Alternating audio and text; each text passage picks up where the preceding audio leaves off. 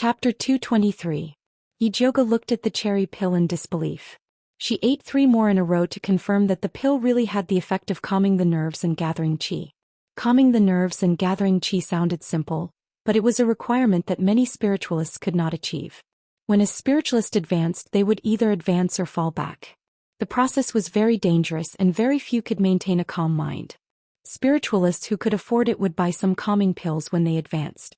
However, better calming pills required a lot of high-rank spirit herbs, and the refining process was very difficult, causing the price to be very high. There were very few spiritualists who could afford it. However, this cherry pill actually had the effect of calming the nerves and gathering qi. It was a little weak, but there was a lot of it. The materials to refine this batch of cherry pill were much cheaper than a calming pill.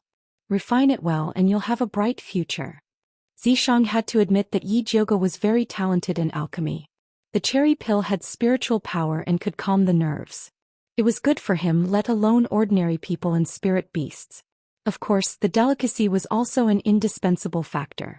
Do you think this cherry pill's effect of calming the nerves and gathering qi can help Junichen get through the break-in period? Yijioga was still worried about Junichen. Yes. Xianxia nodded. Then let's go find him. Yijioga made a prompt decision, took the pills and left. Xianxia naturally followed her.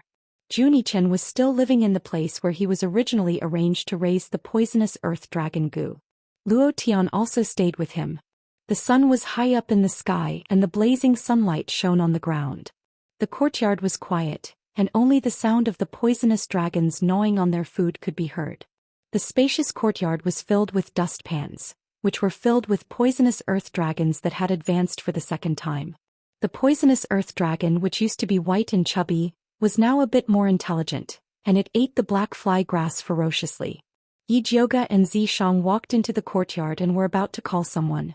Suddenly they heard a child's sharp laughter from inside the house. It was obviously Junichen's voice. What's going on? Yijioga was shocked and walked into the house. Deep inside the dilapidated house, it was gloomy and dark. With his back facing the door, Junichen squatted on the ground and kept drawing circles. From time to time he would let out a strange and shrill laugh. The whole scene was indescribably strange. Luo Tian was lying in the doorway with a trace of blood at the corner of his mouth. His chest was not moving at all, as if he was already dead. Luo Tian. Yijioga's eyes narrowed. Just as he was about to rush in to check on Luo Tian, he was stopped by Xianxia. Something's not right. Xianxia frowned and a solemn expression appeared on his handsome face. Isn't that obvious? Yijioga was anxious. How was this not right? This was simply eerie and terrifying. Xianxia ignored Yijioga and flicked his finger at Junichen. Before the black spirit force could even touch Junichen, it was repelled by an invisible force. Then Junichen's figure suddenly disappeared. In the next moment he actually pounced towards Yijioga like a ghost. Yijioga reacted very quickly, and a purple spirit light barrier appeared around him. Boom! The spiritual light barrier shattered into countless rays of light. Sharp nails appeared on Junichen's small hands. After breaking the spiritual light barrier, he directly stabbed towards Yijioga's chest. Yijioga's breath stagnated. She never thought that Junichen would kill her, but it was a bit too late to make a move now. Fortunately, Xianxia was by her side to protect her.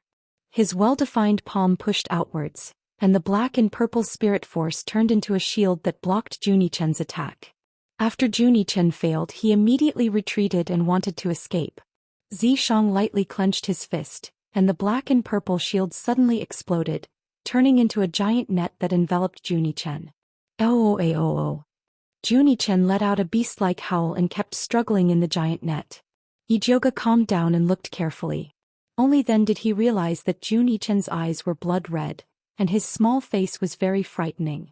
The strangest thing was that between his eyebrows, there was actually a blood pouch the size of a thumb that looked like a heart. He's being controlled by the bloodthirsty ancestor. Xianxia immediately understood when he saw Junichen's eyebrows. The bloodthirsty ancestor was indeed shrewd and ruthless. He actually hid a move in that drop of blood essence. Junichen seemed to have successfully refined the bloodthirsty ancestor's blood essence, but in his weakened state he was fiercely attacked by the bloodthirsty ancestor, which was why he suddenly lost his mind and attacked Yijioga. Yijioga opened his spiritual eye and looked carefully at the blood pouch. He realized that it extended out many thin bloodlines that enveloped Junichen's head, and the only weak point was at the Dazui acupuncture point. Yijioga decisively took out the lightning fire needle, and after injecting spiritual energy he pierced it towards Junichen's Dazui acupuncture point. The blood pouch was blocked and the blood in Junichen's eyes faded, and his body immediately went limp. Yijioga did not go up to look at him, but hurriedly went to check on Luo Tian. Luckily Luo Tian was only seriously injured and unconscious, and his life was not in danger. Otherwise, if Junichen woke up and realized that he had killed Luo Tian, he would probably immediately collapse. Gee! An even weaker sound came from Luo Tian's neck. Yijioga took a look and saw that half of Xiaohong's body was broken, and it was on the verge of death, but it was still continuously shouting, "Save my master. Your master is fine and you will be fine too." As Yijioga said that, he crushed a cherry and sprinkled it on Xiaohong's broken body. Goo worms did not need to be consumed orally, and it had the same effect when used externally. Xiaohong, who was about to lose consciousness from the pain, smelled a sweet smell, and it quickly fell into a blissful sleep. Yijioga also stuffed a few cultivation recovery pills into Luo Tian's mouth, and then went to check on Junichen. Junichen's body was curled up on the ground, and there was a blood-red bulge on his forehead, as if he had grown a horn. The veins at the corner of his eyes were exposed, and his entire face was extremely terrifying. Even the lightning fire needle that was pierced into his Dazui acupuncture point seemed to be unable to suppress it anymore. In this situation, the only way was to extract the drop of blood essence that belonged to the bloodthirsty ancestor. However, this drop of blood essence was extremely cunning, and it would probably escape once it was extracted. "Can you seal the drop of blood essence from the bloodthirsty ancestor?" Yijioga asked Zishang. "No, I can only destroy it." Zishang shook his head. He was only good at destruction, not sealing. Destroying it would be a pity. Yijioga was a little hesitant and decided to wake Junichen up first. The lightning fire needle controlled the situation at the Dazui acupuncture point, and Yijioga took out another 49 golden needles and inserted them into Junichen's body, completely suppressing the drop of blood essence from the bloodthirsty ancestor. The blood bump on Junichen's forehead slowly softened as if it had disappeared. Then he slowly opened his eyes and looked at Yijioga and Zishang blankly at first. Then he seemed to react and quickly turned to look at the place where Luo Tian had fallen. "He's fine, but you almost lost your life." Yijioga's tone was a little unfriendly. If this little guy had asked her for help earlier, he would not have fallen into such a dangerous situation today. Chapter 224. I didn't think the bloodthirsty ancestor would have such a trick up his sleeve. Junichen returned to his expressionless face. "Then what do you plan to do? It's dangerous to keep this drop of blood. You might die." Yijioga felt that if he didn't exaggerate the truth, this brat wouldn't know how to write the word fear. "Refine it." Junichen was resolute without hesitation. He shouldered the blood feud of his clansmen. He had to become stronger at all costs. Even if it was a narrow escape, he had to charge forward. Yijioga saw him like this and couldn't say anything else to persuade him. She looked at Zishang for help and asked, "Is there any way to help him? This is a battle between him and the bloodthirsty ancestor." Zishang's expression was indifferent. If he couldn't even refine this drop of blood, how could he talk about revenge? "That's right. This is my hurdle. I can overcome it myself." Junichen stood up and pulled the thunderfire needle from behind his neck. The other golden needles fell to the ground. Yijioga made a hand seal and took back the thunderfire needles and golden needles. Then he took out the cherry pill that he had just refined and said to Junichen, "This is my new spirit beast pill. I hope it can help you." "Why is it red?" Junichen opened the bottle and looked at Yijioga in confusion. "This is a modified formula. I guarantee you'll be satisfied." Yijioga didn't explain. Only those who had tasted it would know. Junichen ate one doubtfully. Then his eyes widened in disbelief. It calms the nerves and gathers qi." Yijioga was slightly proud. It seemed that Junichen knew his stuff. Junichen didn't hear what Yijioga said. He poured a bottle into his mouth and swallowed it without chewing.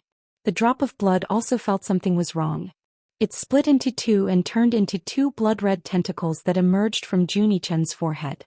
Junichen sat down cross-legged. His abdomen began to bulge. A golden-red light shot out from his abdomen and headed straight for the two blood-red tentacles. The two blood-red antennae shrank back and split into two as they began to flee in different directions. The golden-red light chased after the one on the left and swallowed it in no time. The blood-red tentacle on the right suddenly burst forth, breaking through the skin on Junichen's neck and flying out.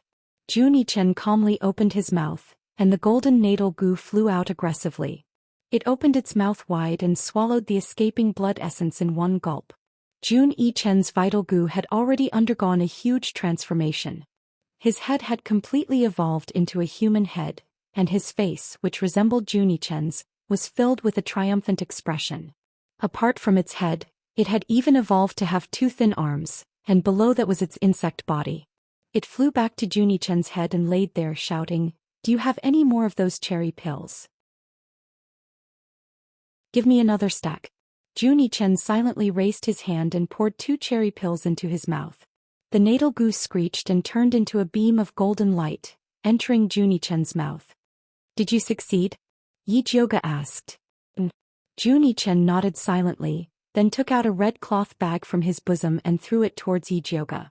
He was actually extremely grateful for Yijioga's help, but his awkward personality prevented him from saying any words of thanks, so he could only express it with his actions. Zishang grabbed the cloth bag and opened it. It turned out to be half a treasure map. "Brat, at least you know what's good for you." Yijioga unceremoniously put away the treasure map. "I still need to consolidate my cultivation. I'll leave Luo Tian to you." Junichen was even more impolite than Yijioga. After throwing Luo Tian to Yijioga, he prepared to return to his room to continue cultivating.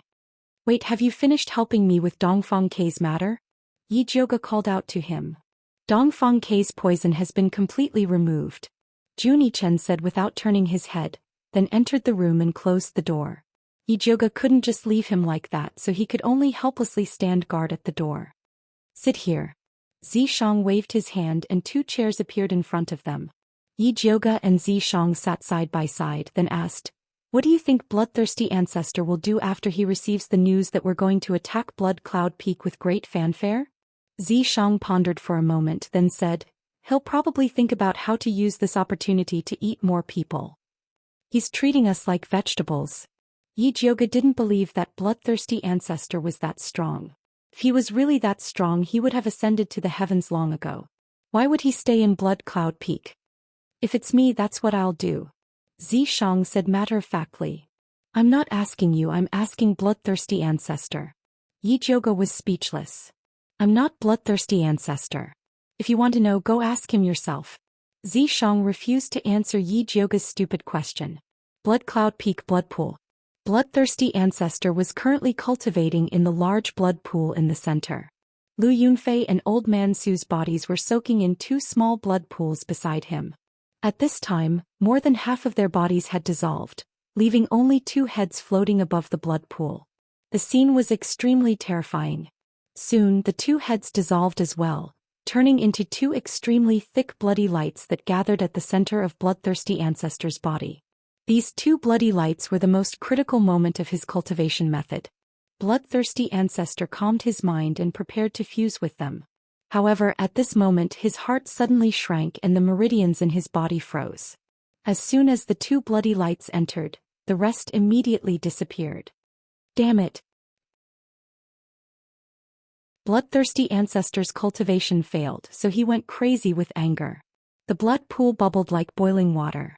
He had never thought that at the critical moment of his cultivation, that drop of lifeblood essence would be completely absorbed by someone else. Even the contingency he had left behind was eliminated.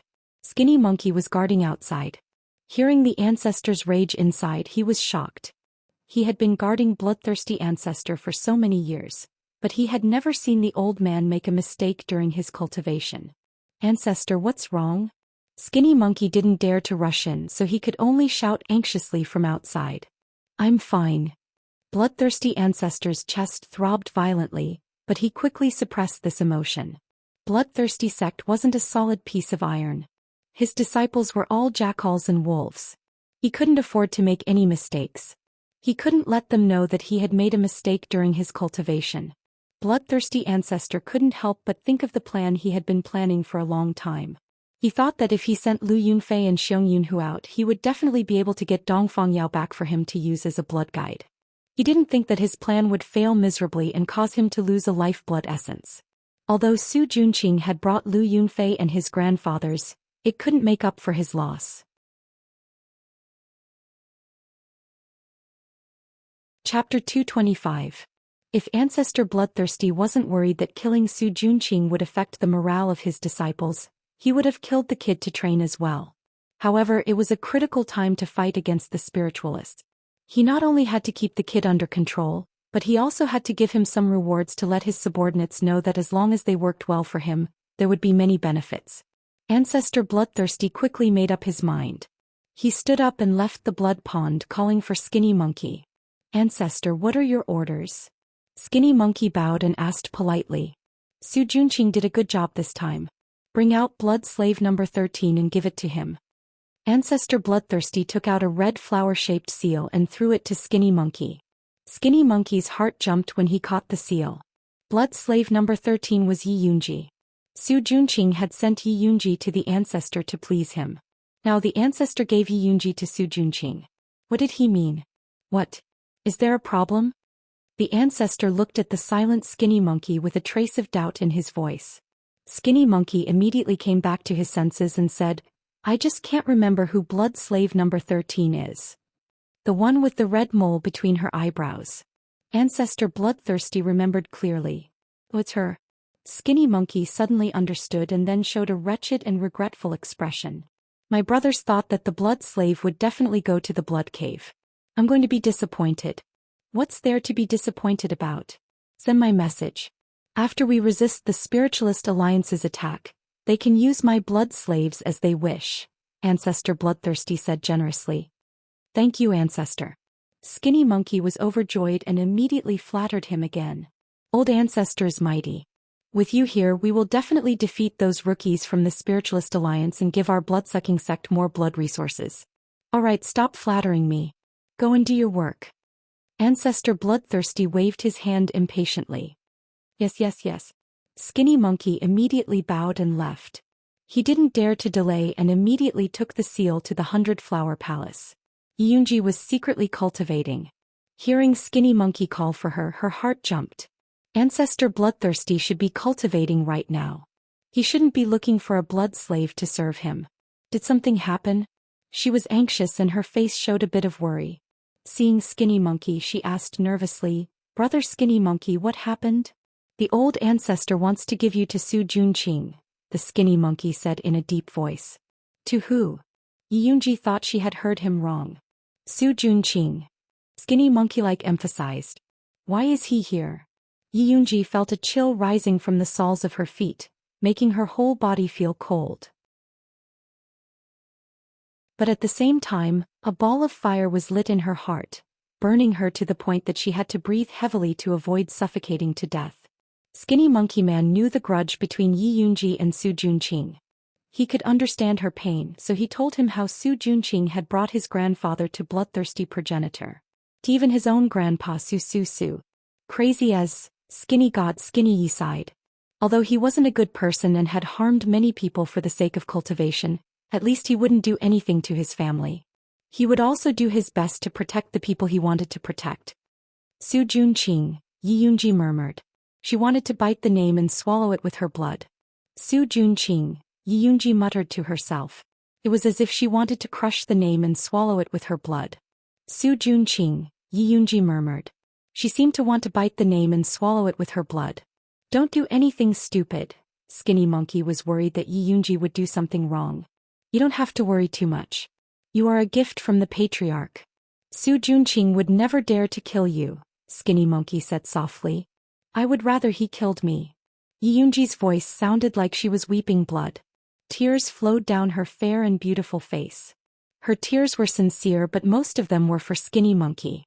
The Skinny Monkey-like man was distressed. He quickly comforted Yi Yunji. I know you're upset. But don't worry, Su Junqing won't live for long. After we defeat the Spiritualist Alliance, the ancestor will not spare him. Skinny Monkey had served Ancestor Bloodthirsty for many years. He knew what Ancestor Bloodthirsty was thinking. He knew that Ancestor Bloodthirsty would not tolerate a failure like Su Junqing. I hope I can live until then. Yi Yunji wiped her tears and took out something from her pouch. She gave it to Skinny Monkey and said, "Brother Skinny Monkey, thank you for taking care of me. I don't have anything to thank you, so take this as a memento." Skinny Monkey took it and saw that it was a small wooden carving. The carving was of a lively monkey. "I will save you from here." Skinny Monkey held the monkey carving in his hand and said to Yi Yunji as if he was making a vow. Yi Yunji just smiled. There was a bit of helplessness and a bit of gratitude in her eyes. "Let's go." Skinny Monkey suppressed his excitement and walked towards Su Junqing's room. Yi Yunji followed him silently. Soon the two of them arrived in front of a dilapidated room. They knocked on the wooden door above. "Who is it?" Su Junqing's voice came. "Brother Su, it's me, Skinny Monkey." Skinny Monkey's attitude was familiar and his voice was normal. Su Junqing hurried to open the door and greeted him enthusiastically. "Oh, it's Brother Skinny Monkey. What brings you here?" Then he glanced behind Skinny Monkey and saw a blood slave with a slender body. Her head was lowered and her long black hair hung on both sides. He couldn't see her face clearly. "This blood slave number 13 is a gift from Ancestor Bloodthirsty." Skinny Monkey took out the red seal Ancestor Bloodthirsty had given him and pretended to be envious. "Kid, you're the favorite of Ancestor Bloodthirsty. When you get rich, don't forget to mention your brother." "Don't say that, Brother Skinny Monkey. I need to rely on you in the future," Su Junqing said modestly. "Alright, don't stand on ceremony with me. Take this seal, drip a drop of blood on it and then stamp it on this blood slave's body. He's yours now. This is a reward from the ancestor himself. You better enjoy it, kid." Skinny Monkey suppressed his heartache and pretended to be happy. He handed the seal to Su Junqing and said goodbye to him after a round of flattery. "Take care, Brother Skinny Monkey." After Su Junqing saw Skinny Monkey off, he took the red seal and looked at the blood slave the Ancestor Bloodthirsty had given him. Although he couldn't see her face because her head was lowered, he could see that her body wasn't bad. Moreover, she was full of blood and flesh. Su Junqing knew that Ancestor Bloodthirsty only sucked blood and never had sex. These blood slaves were still very clean. "Raise your head. Let me look at you." Su Junqing's voice was gentle like a lover's murmur.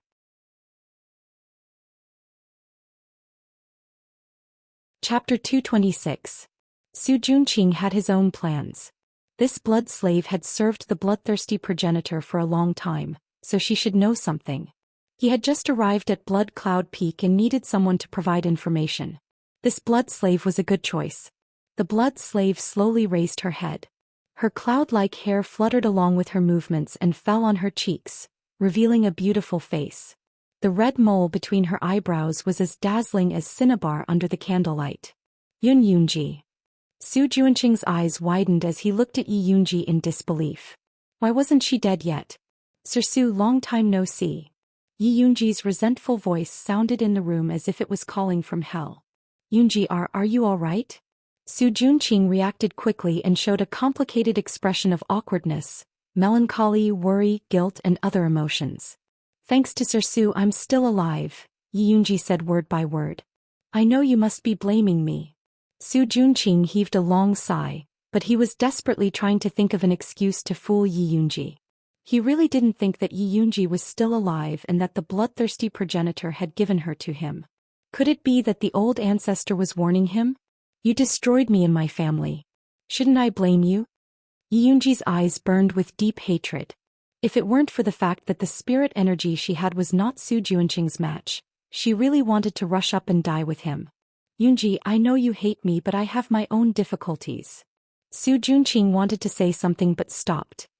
He sighed painfully and said helplessly, "You've been in bloodthirsty sect for a long time, so you should understand my situation. I'm just a dog in bloodthirsty sect. I have to obey the progenitor's orders."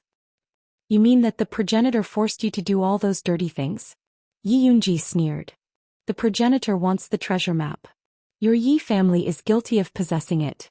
If it were someone else in bloodthirsty sect, your entire family would be captured and used as fertilizer. You wouldn't be able to escape. Su Juanqing's words were very skillful. He did not try to absolve himself, but this comparison showed that he had been lenient towards the Yi family. At least Shi and Yi, you were still alive. In that case I should thank you. Yi Yunji was no longer the innocent girl from before. Of course she wouldn't believe Su Juanqing's nonsense. I know you resent me and I have nothing to say. Since old ancestor has returned you to me, I will definitely treat you well in the future and make up for my mistakes. Su Juanqing's handsome face was filled with gentleness and determination to make up for his mistakes. Ah, do you really think that ancestor gave me to you to reward you? Yi Yunji laughed sarcastically, then said with a malicious tone, actually he just wants to stabilize the morale of the army. After this incident you will die without a doubt.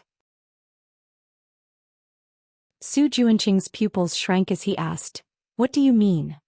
You know forefather Bloodthirsty's temper very well. He doesn't accept losers. Yi Yunji looked at Su Juanqing's pale face and felt really good. The failure of the Alchemy City plan has nothing to do with me. It's all because Yi Jioga is too cunning. For the forefather's grand plan, I even offered my own grandfather to him. Su Juanqing angrily said. What's the point of saying that to me? I'm not the forefather. Yi Yunji leisurely said. Su Juanqing's face was ashen. He knew that Yi Yunji was telling the truth. The forefather was an eccentric person and hated losers the most. Especially since the Alchemy City plan was related to his advancement, he couldn't afford to make any mistakes. Lu Yunfei and Xiong Yunhu were both dead and he was the only one left alive. Su Juanqing originally wanted to take Lu Yunfei's corpse and escape, but his bewitching art had reached a critical point. He had to come back for the next merit law. After thinking about it, Su Juanqing finally came up with a way to use the old man as an apology. The bloodthirsty ancestor praised him for his filial piety.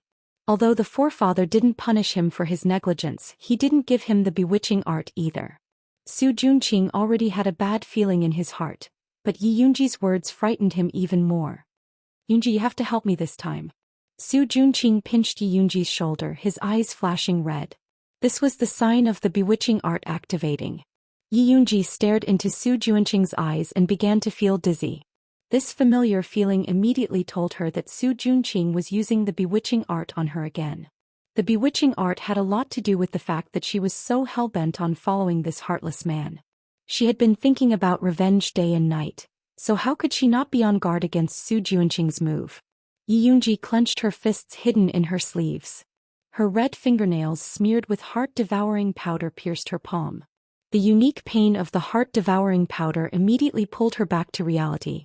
Yi Yunji was clear-headed, but she still had a confused expression on her face. She answered Su Juanqing's question in a daze.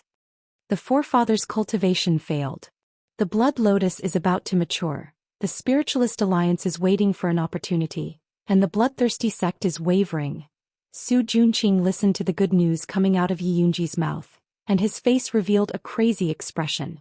In this way, not only could he take advantage of the alliance's attack on the bloodthirsty sect to get the complete bewitching art, but he could also get more benefits. Furthermore, he could obtain more benefits such as the precious blood lotus flower. Yi Yunji looked at Su Juanqing's undisguised greed with hazy eyes, and her red lips curved imperceptibly. Su Juanqing, I will definitely return the pain I've suffered to you 1,000 times over. Blood Cloud Peak was surging, but Shangjing was very calm. After Yi Jioga finished protecting Junichen, he left a bottle of essence cultivating pills and cherry pills for the awakened Luo Tian, and then returned with Zishang. As soon as he entered the gate, he heard buzzing sounds.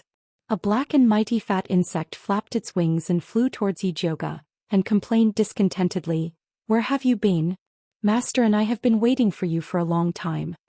The feeling of being questioned by a goo insect was too fresh, so Yi Jioga replied very seriously, "I went to see Junichen, he had some problems with his cultivation." Black Overlord obviously did not care about the goo father that raised him, and instead surrounded Yi Jioga and shouted, "Where is my master's reward? Quickly give it to me." Since when could goo insects help their master get rewarded? Yi Jioga felt that these goo insects were becoming more and more temperamental. In order to encourage them to continue, she simply gave Yi Yu's reward to Black Overlord. This is the newly refined Spirit Beast Pill Cherry Pill. Yi Jioga took out a bottle of cherry pill. Black Overlord's small eyes shone with excitement, and immediately rushed up to hug the jade bottle that was even bigger than him, and then turned into a black light and disappeared.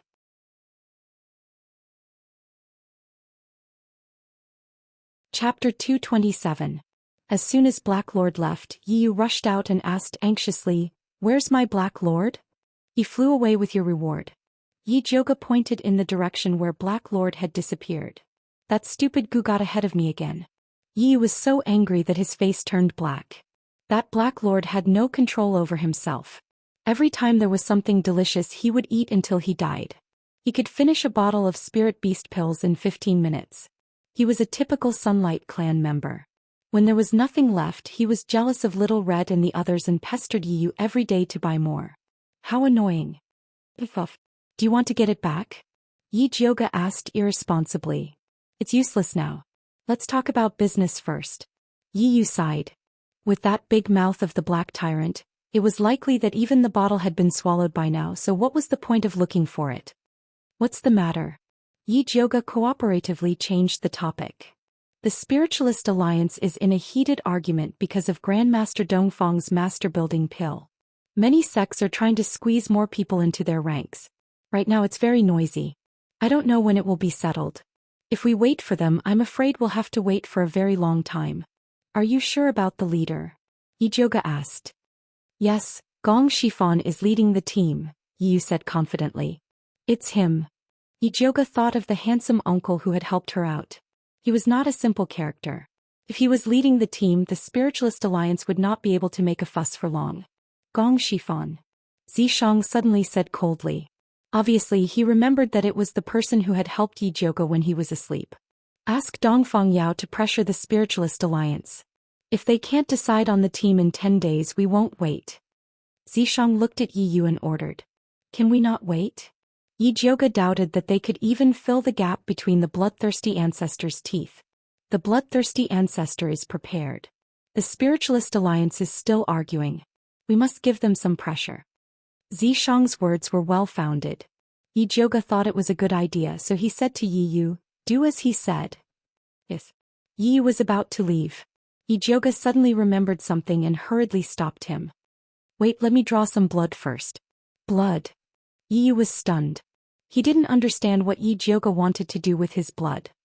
"With your current cultivation, it's still dangerous to go to Blood Cloud Mountain. I plan to help you refine some secret pellets that can increase your cultivation in a short time." Yi Jioga had gotten this idea from Bloodthirsty Forefather. His blood beads could stimulate the fighting strength of Xiong Yunhu and the others. In that case, she could use the same principle to refine a few pills for Yi Yu in case he needed them. This way he wouldn't be fooled by Lu Yunfei like he was in Alchemy City. All right. With such a life-saving method, Yi Yu was naturally happy. He extended his hand without hesitation. Yi Jioga took out the sterilized blood vessel and started to bleed Yi Yu. "Young miss, if you refine pills for us every day, will it affect your cultivation?" Yi Yu asked carefully. This question had always been in his heart. Other alchemists and spiritualists cultivated in seclusion, constantly improving their pill refinement and cultivation. Very few of them were distracted. However, young Miss did many things personally and often fought with them on the front lines. How would she have time to cultivate like this? "You don't need to worry about this. I know what I'm doing." Yi Jioga couldn't tell Yi Yu that it wasn't that she didn't want to cultivate. It was because she was poisoned by the 9-layer bone shatter. Cultivating too much would easily cause her dantian to explode. At that time she wouldn't even know how she died.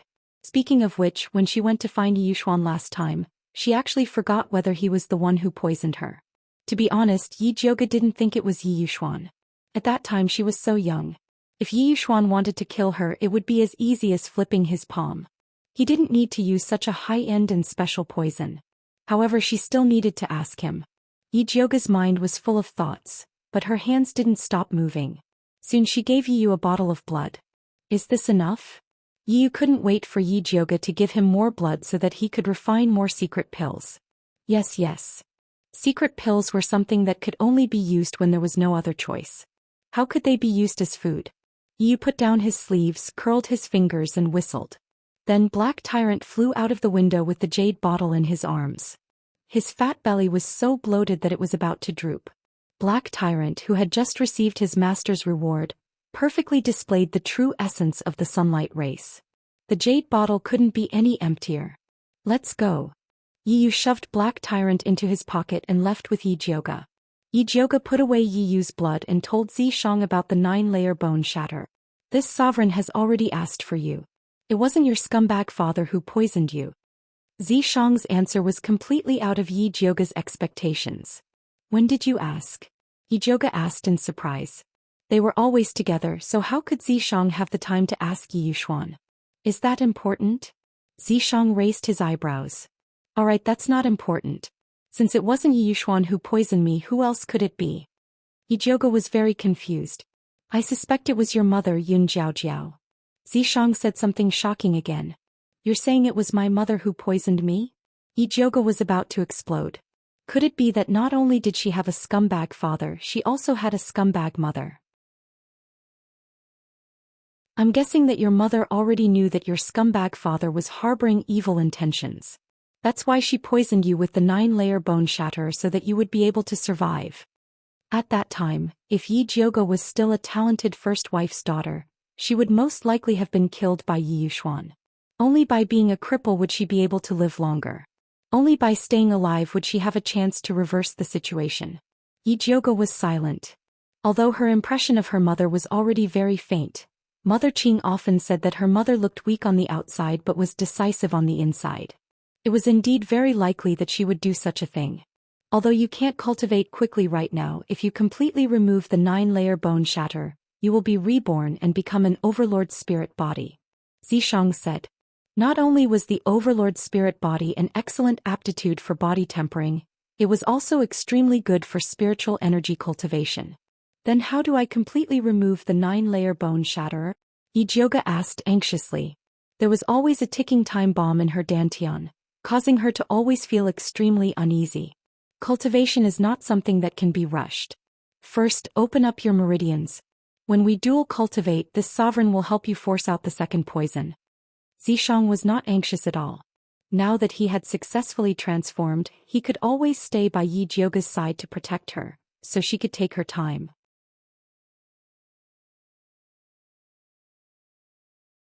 Chapter 228. You're not in a hurry, but I am. With Xianxia's previous unreliable behavior, it would be strange if Yi Jioge believed him. Don't even think about cultivating it. Use the white bone fire to refine your Thunder Snake illusionary whip. It will also increase your combat power. Xianxia's voice was very sincere, but his attitude was very perfunctory. Really? Yi Jioge took out the Thunder Snake illusionary whip from her waist. After a period of refining, this demonic weapon seemed to be more intelligent. The snake eyes on the handle faintly flashed with light. The snake body kept moving, but it was still a bit away from advancing. If you can get a 4th-rank Dark Soul Grass and refine the Thunder Snake illusionary whip, not only will it advance, it will also gain a Poison Fog skill. Xianxia said. There is no Dark Soul Grass on the market in Thunder Country. Where can I find it? Yi Jioge was depressed. Dark Soul Grass only grew in the nests of poisonous demonic beasts. Now that all the high-level demonic beasts were in the demonic race's territory, it was very difficult to find it. If there is a chance, this sovereign will go back to the demonic race and help you get a stack. But this chance would have to wait for a long time. He could not show himself in the demonic race now. Forget it, I will think of a way. Yi Jioge shook her head. Xianxia complained every day that she did not have enough demonic power. Unless it was absolutely necessary, she could not bear to order him around. Yi Jioge put away the Thunder Snake illusionary whip and began to organize the pills she needed to refine. Previously, Luo Tian had mentioned to her that Bloodthirsty sect had a mountain protection formation.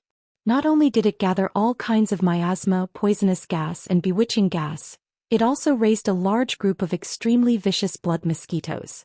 It was very dangerous.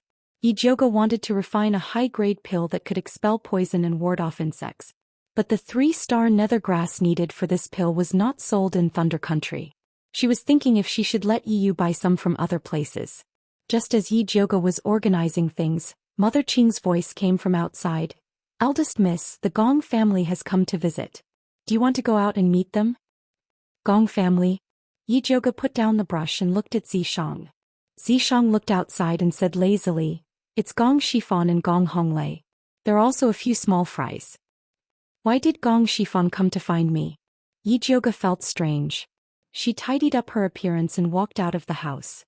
Zishang naturally stayed by her side. Wait. Yi Zhouge stopped and said to Zishang, "Observe from the shadows and act according to the situation." Gong Shifan was a spirit master and had seen a lot of things. She was worried that purple deceased sword would expose himself. All right. Zishang was indifferent to this and he immediately concealed himself. Although Yi Zhouge couldn't see him, he could feel that he was by his side. He immediately calmed down and walked towards the hall. In the main seat of the hall sat a tall and thin man with deep eyes and a temperament like a mountain. His brows were filled with the vicissitudes of life, and his body had a very special attraction. It was Gong Shifan. Beside him was Gong Honglei. Behind them were a man and a woman who were both advanced spiritualists. The man was wearing blue clothes and was about 25 years old. He was quite handsome, but his eyes were a little unfocused. The woman was wearing a light yellow dress and was in her early 20s. She wasn't tall, had high cheekbones, slender eyes and a slightly flat nose. Her looks were very average and even a little ugly. She had a rather high-rank storage bag on her waist, and her ugly face was full of arrogance. Seeing Yi Zhouge come out, the woman suddenly revealed a look of disdain and even let out a cold snort. Although Yi Zhouge felt that it was a little strange, he ignored her and bowed to Gong Shifan. "Zhouge greets Master Gong. May I know what instructions Master Gong has for me today?" "I don't dare to give you instructions. I was just passing by and came to visit young Lady Yi." Gong Shifan smiled and pointed at Gong Honglei. "This is my nephew Honglei. I believe young lady recognizes him." "Yes." Yi Zhouge nodded and greeted Gong Honglei. "Young Master Gong, long time no see." "Young lady, long time no see." Gong Honglei smiled and looked at Yi Zhouge with sincere and grateful eyes. Gong Shifan then introduced the man and the woman. "This is Dan Yongsek's Qiao Shaohua and Yu Lingjun. Zhouge greets the two of you." Yi Zhouge greeted them indifferently. Yu Lingjun impolitely sized Yi Zhouge up and said arrogantly, "Are you Yi Xianxian's sister? The younger sister is shameless, but the older sister looks more like one." Her words were very impolite, full of contempt and humiliation. "Young lady Yu, what do you mean?" Yi Zhouge's face sank. Yu Lingjuan's slap was about to hit her face. If she didn't react, others would think that she was easy to bully. "Dan Yongsek's ancestor Lingyun is my grandfather," Yu Lingjun said proudly. "Dan Yongsek ancestor Lingyun?" Yi Zhouge suddenly remembered that wasn't the place where Yi Xianxian was sent to be a concubine. This was a disgusting misunderstanding. Her younger sister was a concubine and her older sister, who had the same surname, was looked down upon. It was all because of Yi Yuxuan. Young Lady Yi has already established her own sect and has nothing to do with the Yi clan. Don't mix them up." Gong Honglei frowned and looked at Yu Lingjun unhappily. Yu Lingjun disdainfully said, "If she has nothing to do with it, then why can't she change her surname? This has nothing to do with young lady Yu." Yi Zhouge was just short of saying that she was a busybody. "Who said it has nothing to do with young lady Yu? Your younger sister is shameless and seduced my grandfather. Your Yi clan's upbringing is truly disgusting." Yu Lingjun wanted to say more, but she was stopped by Qiao Shaohua. "Junior sister, stop talking." Qiao Shaohua signaled Gong Shifan with his eyes. Yu Lingjun noticed that Gong Shifan's expression was grave and cold. It was clear that he was very dissatisfied with her attitude. Humph. Yu Lingjun didn't dare to offend Gong Shifan and could only shut up. Gong Shifan suppressed Yu Lingjun and said, "Young lady, we came here today to ask about Alchemy City and the heretic cultivators. I thought Big Brother Bai and Big Brother Wan already told you." Yi Zhouge heard from Yi Yu that Gong Shifan had already asked Bai Songling and Wan Ziang about the specifics. "They did indeed tell me. They heard that the heretic cultivators are experts in using poison. The only thing that can deal with them is the goo worms that your subordinates nurtured. So I wanted to ask if it's convenient for you to sell some to us?" Gong Shifan asked politely. He had been appointed as the leader to deal with bloodthirsty sect and had carefully investigated this matter. Yi Zhouge's goo worms were an indispensable item on his list of resources. Yijioga's eyes brightened. She suddenly realized that she could use goo worms to exchange for dark soul grass with the Gong clan. The Gong clan had such a large family business, it would definitely be faster than her looking for it herself.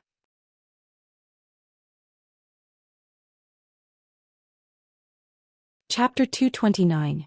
Yijioga was thinking about how to bring this up when Yu Lingjun suddenly said, "Fighting against heretic cultivators is everyone's responsibility.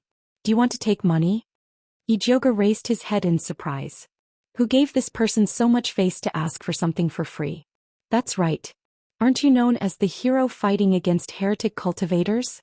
Are you not even willing to give me something like this? Yu Lingjun said matter-of-factly. He just didn't like Yijioga. He was just the elder sister of a lowly concubine, yet he was in the limelight in Alchemy City. This time the Spiritualist Alliance was going to eradicate bloodthirsty sect. The competition in the alliance was so fierce that even her position was squeezed in with great difficulty. However, Yijioga easily occupied a spot and even made the leader Master Gong look at him in a different light. Those goo worms were just some unorthodox methods, yet he still dared to use them as a condition. He was simply shameless. Qiao Shaohua didn't try to dissuade his junior sister this time. Although their Danyang sect was famous for alchemy, master establishment pills were also very scarce. Yu Lingjun had an elder grandfather, so she had an advantage in this aspect. He didn't have a backer, so he could only rely on himself. Thus he was determined to get this master establishment pill. In his eyes, Yijioga was a competitor. Weakening the competitor's strength was also very good. Gong Honglei was also stunned by Yu Lingjun's shamelessness. After a while he said angrily, "Who do you think you are to make people selflessly contribute?" "Young Master Gong, I'm talking to Miss Yi. Why are you so agitated?"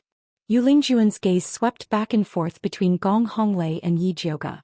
Then she muttered in a voice that everyone could hear, "The younger sister is shameless, but the older sister is no better." Gong Honglei's face turned red with anger. If it wasn't for the fact that Yu Lingjun was a woman, he would have struck her. "Miss Yu, please behave yourself. Young Master Gong and I are just friends." After Yijioga solemnly clarified his relationship with Gong Honglei, he said to Gong Shifan, "But Miss Yu is right. Dealing with bloodthirsty sect is everyone's matter. Those who have the ability should contribute. I'm willing to give the goo worms for free." "Isn't it just a goo worm? You speak as if it's something amazing." Yu Lingjun sneered. Enough. Qiao Shaohua also felt that his junior sister's words were a bit too much and quickly pulled her back. "Miss Yi, you don't have to do this." Gong Shifan frowned. He regretted bringing the two idiots from the Danyang sect with him. "Master Gong, you don't have to be so polite. It's everyone's responsibility to fight against evil cultivators. If it were Miss Yu, she would do the same." Yijioga looked at Yu Lingjun with a smile. "Of course," Yu Lingjun replied proudly. "Since that's the case, there's something I need Miss Yu's help with. I have the recipe for a high-grade insect repellent pill that can resist the bloodthirsty sect's defensive formation. I'm just missing some 3-star serene grass. Miss Yu is in the Danyang sect, so I'm sure you won't be lacking in spirit herbs. You'll definitely be willing to contribute them." Yijioga smiled as he dug a hole for Yu Lingjun. Gong Honglei could already tell that Yijioga was digging a hole for Yu Lingjun to jump into. He was very willing to help her, so he said loudly, "Miss Yi can actually refine this kind of spirit pill. That's great. This way we have more confidence in dealing with the bloodthirsty sect." With that, Gong Honglei turned to Yu Lingjun and said, "Miss Yu, this 3-star serene grass is all up to you. Don't just say it and not do it." Yu Lingjun's expression changed and she quickly said, 3-star serene grass isn't cheap, Miss Yu, don't tell me you want me to contribute even the pill recipe." Yijioga interrupted Yu Lingjun's words. Yu Lingjun really did have this idea. Gong Honglei rushed to say again, "Miss Yi is worrying too much. The Danyang sect has so many pill recipes, but I haven't seen them contribute any. In other words, if you want someone else to contribute a pill recipe, you should take one out if you have the ability." Yu Lingjun's expression changed again. Pill recipes were a secret. Even if her grandfather was the patriarch of the Danyang sect, he couldn't break this rule. Qiao Shaohua saw that the situation was bad and quickly said, "Young Master Gong, the 3-star serene grass is expensive. We are just disciples of the Danyang sect, so we can't make the decision." Is that so? When the two of you made the decision to ask Miss Yi to contribute her goo worms, you were quite loud. Gong Honglei didn't give these two any face at all. Although the Danyang sect was also a large sect, the Gong family wasn't to be trifled with. There was no need to give them face. How can those goo worms compare to the 3-star serene grass? Yu Lingjun said angrily. The 3-star serene grass was a rank 3 spirit herb. It wasn't easy to cultivate it, so it was impossible for their sect to give it away casually. Monsieur, you're wrong. Everyone is showing their sincerity for this mission. The price is the sincerity, and my goo worms might not be worse than your 3-star serene grass. The market price of 3-star serene grass is less than 1,000 taels of gold each. My goo worms are priceless, Yi Jioga said coldly. You have the cheek to ask for a few stupid worms? Yu Lingjuan's face was full of anger. She wanted to go forward and give Yi Jioga 2 slaps. Enough. Gong Shifan was really angry this time. The pressure of a spirit master crushed towards Yu Lingjun and Xiao Xiaohua. Either the Danyang sect hand over 2 caddies of 3-star serene grass or you can scram. I don't need people who go back on their words. Master Gong, how can you do this? Yu Lingjun was so angry that her face was distorted. She was the direct disciple of the Danyang sect. Master Gong was actually chasing her away for the sister of a lowly concubine. Master Gong, my junior sister is young and insensible. Please forgive her. Xiao Xiaohua could see that Gong Shifan was really angry. If he persisted, he might really be kicked out. This was an opportunity that he had fought so hard for. He definitely couldn't take it back. Since it was Yu Lingjuan's fault, he could only let her bear it herself. I'll give you 3 days to prepare. Gong Shifan said coldly. Yes. Xiao Xiaohua nodded helplessly and said to Yu Lingjun, Junior sister, let's go back first. Yu Lingjun stomped her feet and glared fiercely at Yi Jioga before turning around and leaving. Gong Honglei looked at the backs of the two of them and said angrily to Gong Shifan, Third uncle, these two people simply don't know what they're talking about. Are you really going to bring them along? If they're really willing to take the 3-star serene grass. Gong Shifan was non-committal. It's best if they're willing. Without the detoxification and insect repellent pill, it will be very difficult for us to deal with the bloodthirsty sect's protective mountain formation. Yi Jioga didn't just dig a hole to deal with Yu Lingjun.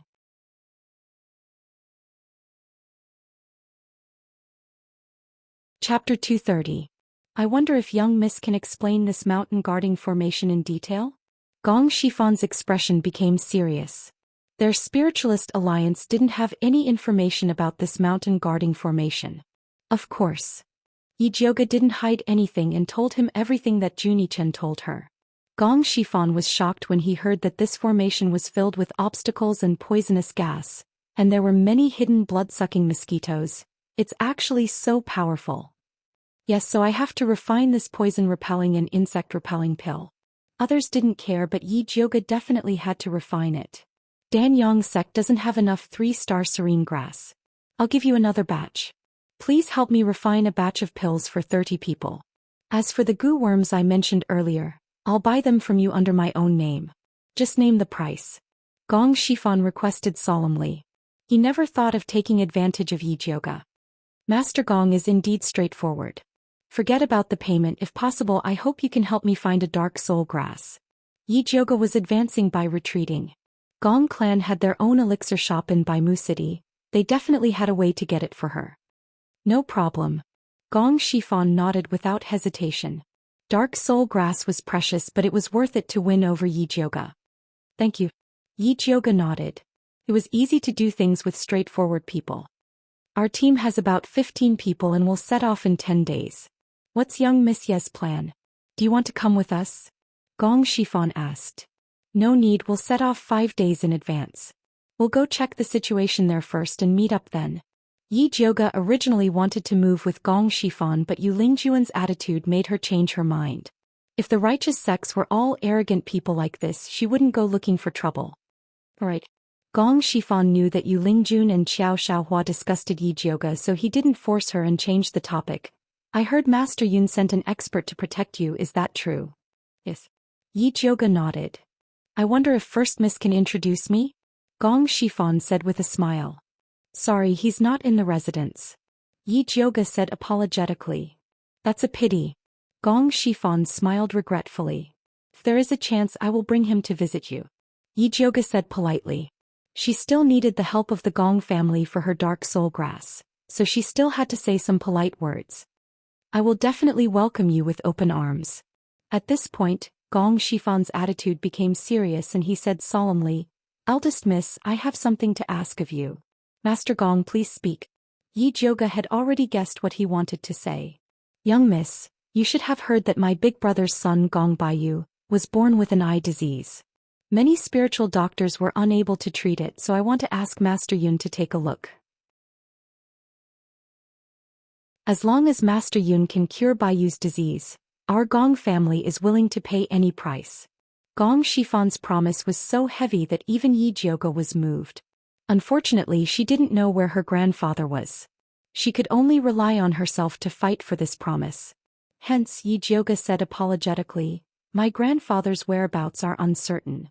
Even if I have a way to send a message, I don't know when he will receive it. If Master Gong doesn't mind, can I first diagnose young Master Baiyu's illness? Of course, but Baiyu isn't in Hundred Eye City now. He is in the Boundless Sect, Gong Shifan said. Isn't the Boundless Sect a place for Buddhist cultivators? Why did young Master Baiyu go there? Yi Jioga asked curiously. With the importance the Gong family placed on Gong Baiyu, it was impossible for them to let him become a monk. Gong Shifan hesitated for a moment before saying, Baiyu's eye disease is getting worse. He can't sleep at night. He can only rest for a while at the Boundless Sect. Is that serious? Yi Jioga suddenly felt that something was wrong. The eye disease affected the brain and it was spreading too quickly. Even she wasn't confident that she could cure it. Yes, I heard that the blood lotus can calm the mind. I wanted to find one for him to try. The reason why Gong Shifan was willing to be the team leader was not only to take revenge for Gong Hongyu, but also to obtain the blood lotus to alleviate Gong Baiyu's illness. I see. Yi Jioga sighed. Master Dongfang was also determined to obtain the blood lotus. He was even willing to use master establishment pills to exchange for it. He hoped that the blood lotus in the bloodthirsty sect would be enough for the two of them to fight for it. Gong Shifan chatted with brother Yi Jio for a while longer. Just as he was about to leave, Gong Honglei, who had been silent all this time, suddenly said, Eldest miss, I have a question but I don't know if I should ask it. Young Master Gong, please speak, Yi Jioga said politely. You are the only descendant of the Yun family. Why don't you change your surname back to Yun? Gong Honglei really wanted to ask this when Yu Lingjun humiliated Yi Jioga. This. What was she supposed to say? When she broke off with her scumbag father and came out to establish her own family, she still wanted to change her surname. However, Emperor Xianwu suddenly gave her a Yi residence plaque. It was obvious that he wanted her to continue fighting with her scumbag father. She had just established her own family, so it wasn't good for her to embarrass Emperor Xianwu. However, Yu Lingjun used the fact that Yi Xianxian was a concubine to attack her. This made her realize that as long as she continued to use her surname, Yi Yuxuan's tricks would affect her reputation. Now, it seemed that it was necessary to change her surname, but she still had to find the right time. I still have some face in front of Emperor Xianwu. If eldest Missy wants to change, I can help. Gong Shifan could see Yi Jioga's fear. This simple sentence showed the demeanor of an expert. Although Emperor Xianwu was the Emperor of Thunder Country, he was still far inferior to the Gong family. It was a piece of cake for the Gong family to ask him to change his edict. If that's the case, thank you. Yi Jioga nodded. Since the Gong family was willing to help, she didn't refuse. I'll get someone to send the 3-star nethergrass and the dark soul flower over later. I wonder if eldest miss is free in the afternoon? Gong Shifan asked. I'll be at home for the next few days. Yi Jioga nodded. It's getting late. We'll leave first. Gong Shifan said goodbye and left. In the afternoon, the Gong family sent the 3-star nethergrass and the dark soul flower over. There were only 3 to 4 portions of the 3-star nethergrass. This was the Gong family's reserve in Thunder Country. The rest was being urgently deployed. It would take about 2 more days. There was enough dark soul grass. It was a box full of black spiritual herbs. The dense spiritual energy it emitted was like a black fog.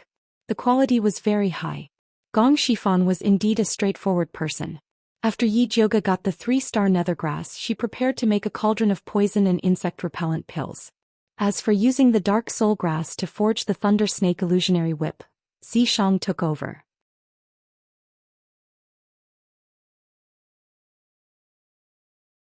Chapter 231. In the alchemy room, Yi Jioga stood in front of the small bronze cauldron and focused on controlling the white bone fire for the final stage of core formation. The cauldron emitted a white glow as the medicinal liquid quickly condensed into dozens of white pills. When the cauldron was opened, an extremely cold aura rushed out and the temperature in the room immediately plummeted. This pill is not bad. Xianxia raised his eyebrows. It was his first time refining such a difficult pill, yet it was so perfect. Xiao Jioga was indeed amazing. Do you think Gong Shifan will dare to eat it if he knows it's a pill? Yi Jioga asked Xianxia worriedly. She did not tell Gong Shifan that the poison and insect-repellent pill she refined was a pill. This was because the pill was not suitable for spiritualists and would feel uncomfortable eating it. However, the bloodthirsty sex protective formation was too powerful and spirit pills could not resist it. Only the pill could fight poison with poison. He would be stupid if he doesn't eat it. Xianxia did not think Gong Shifan was a fool. The greatest effect of the pill Xiao Jioga refined was not to expel poison and insects but to kill them. After consuming this pill, no matter what poison entered the body, it would immediately be metabolized and form poisonous sweat on the surface of the body. Mosquitoes would die if they touched it. This was the pill she specially researched based on the bloodthirsty sex protective formation. You're right. Since I've already refined the pill, it's up to them whether they eat it or not. As Yi Jioga spoke, she put away the pill in the cauldron. 2 more cauldrons and then help me deal with the dark soul grass. Xianxia glanced at the remaining 3-star nethergrass. The Gong family and Danyang sect had sent another batch so they could refine a total of 300 pills, which greatly exceeded their budget. Okay. Yi Jioga quickly refined the remaining 3-star nethergrass and went to help Xianxia sort out the dark soul grass. Each dark soul grass was only the length of a pinky and was completely black. The thicker the mist emitted, the more poisonous it was. What Yi Jioga needed to do was to use the white bone fire to extract the poison from the dark soul grass. Xianxia stood in the corner and injected demonic power into the thunder snake illusionary whip. As the black and purple light poured into it, the thunder snake illusionary whip seemed to have awakened. Its snake eyes flickered with a cruel light. It nimbly flew out of Xianxia's hand and circled around Yi Jioga. Yi Jioga set up a 3-finger-wide 1-foot-long iron plate in the middle of the pill refining room. He then placed all the dark soul grass on it and summoned the white bone fire to roast the grass. Every time a dark soul grass burned out, it would turn into a cloud of black mist and try to escape. But before they could drift far away, they would be swallowed by the lightning snake illusory whip. More and more black fog appeared and fled in all directions. The thunder snake illusionary whip's movements also abruptly sped up. It moved around the house like a black lightning bolt, swallowing all the black mist into its mouth. Its originally silver-white body was gradually dyed with black mist, making it look even more ferocious. Xianxia had been paying close attention to the lightning snake illusionary whip's movements. When the lightning snake illusionary whip swallowed the last of the black mist, he flicked his finger, and a drop of blood flew into the lightning snake illusionary whip's mouth. What are you doing? Yi Jioga was shocked. Wasn't dripping blood to recognize the owner something she should do? Could it be that this guy wanted to steal her weapon? You're thinking too much. How could Xianxia be interested in this small demon equipment? His low HP was just to add another layer of protection to the demonic artifact. After absorbing Xianxia's blood, the lightning snake illusionary whip immediately changed. On top of the silver snake there was an additional black snake. The snake's head intertwined with the neck and the snake's body intertwined, extending downwards. Try it. Xianxia threw the lightning snake illusionary whip to Yi Jioga. After Yi Jioga received it, she inserted her spiritual energy into it. The lightning snake illusionary whip immediately expanded, and a silver-white light shone, completely enveloping the black snake. After the upgrade, the lightning snake illusionary whip had even more attack power than before. But Yi Jioga felt that it shouldn't be just that. She put her index finger into the snake's fang on the handle. After absorbing blood, the lightning snake illusionary whip changed into a demon equipment. In an instant, it became completely black, and its attack was incomparably strange. As long as one was hit, they would immediately die from poison.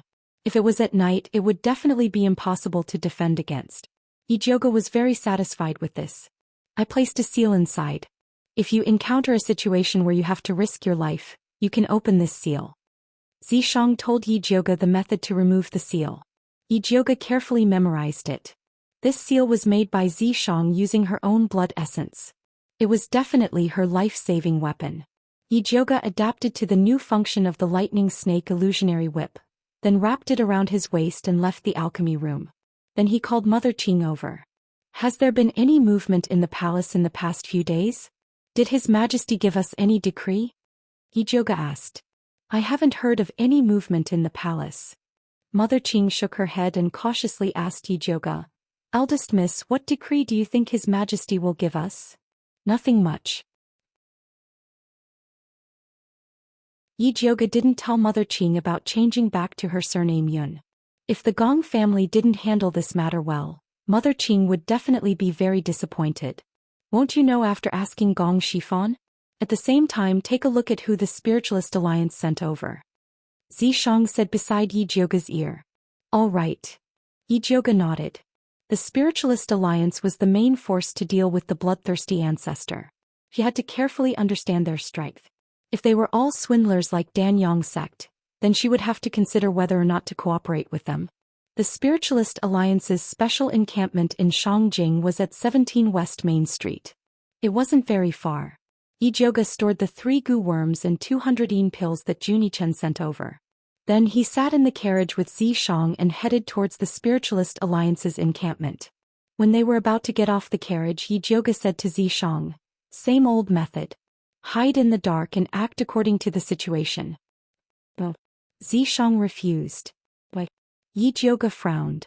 This guy was usually quite obedient. Why was he acting out today? No reason.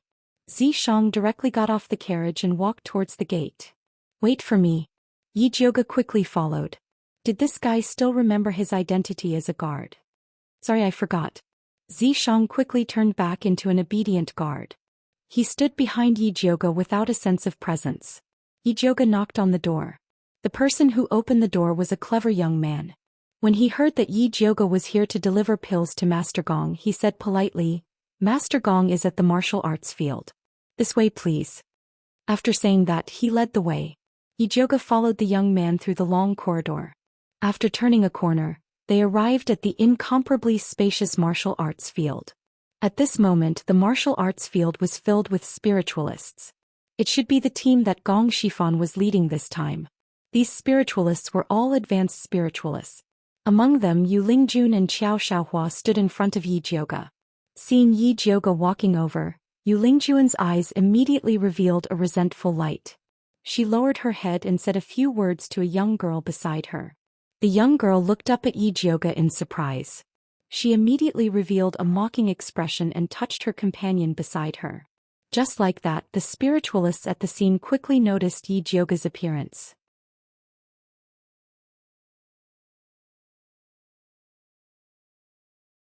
Chapter 232.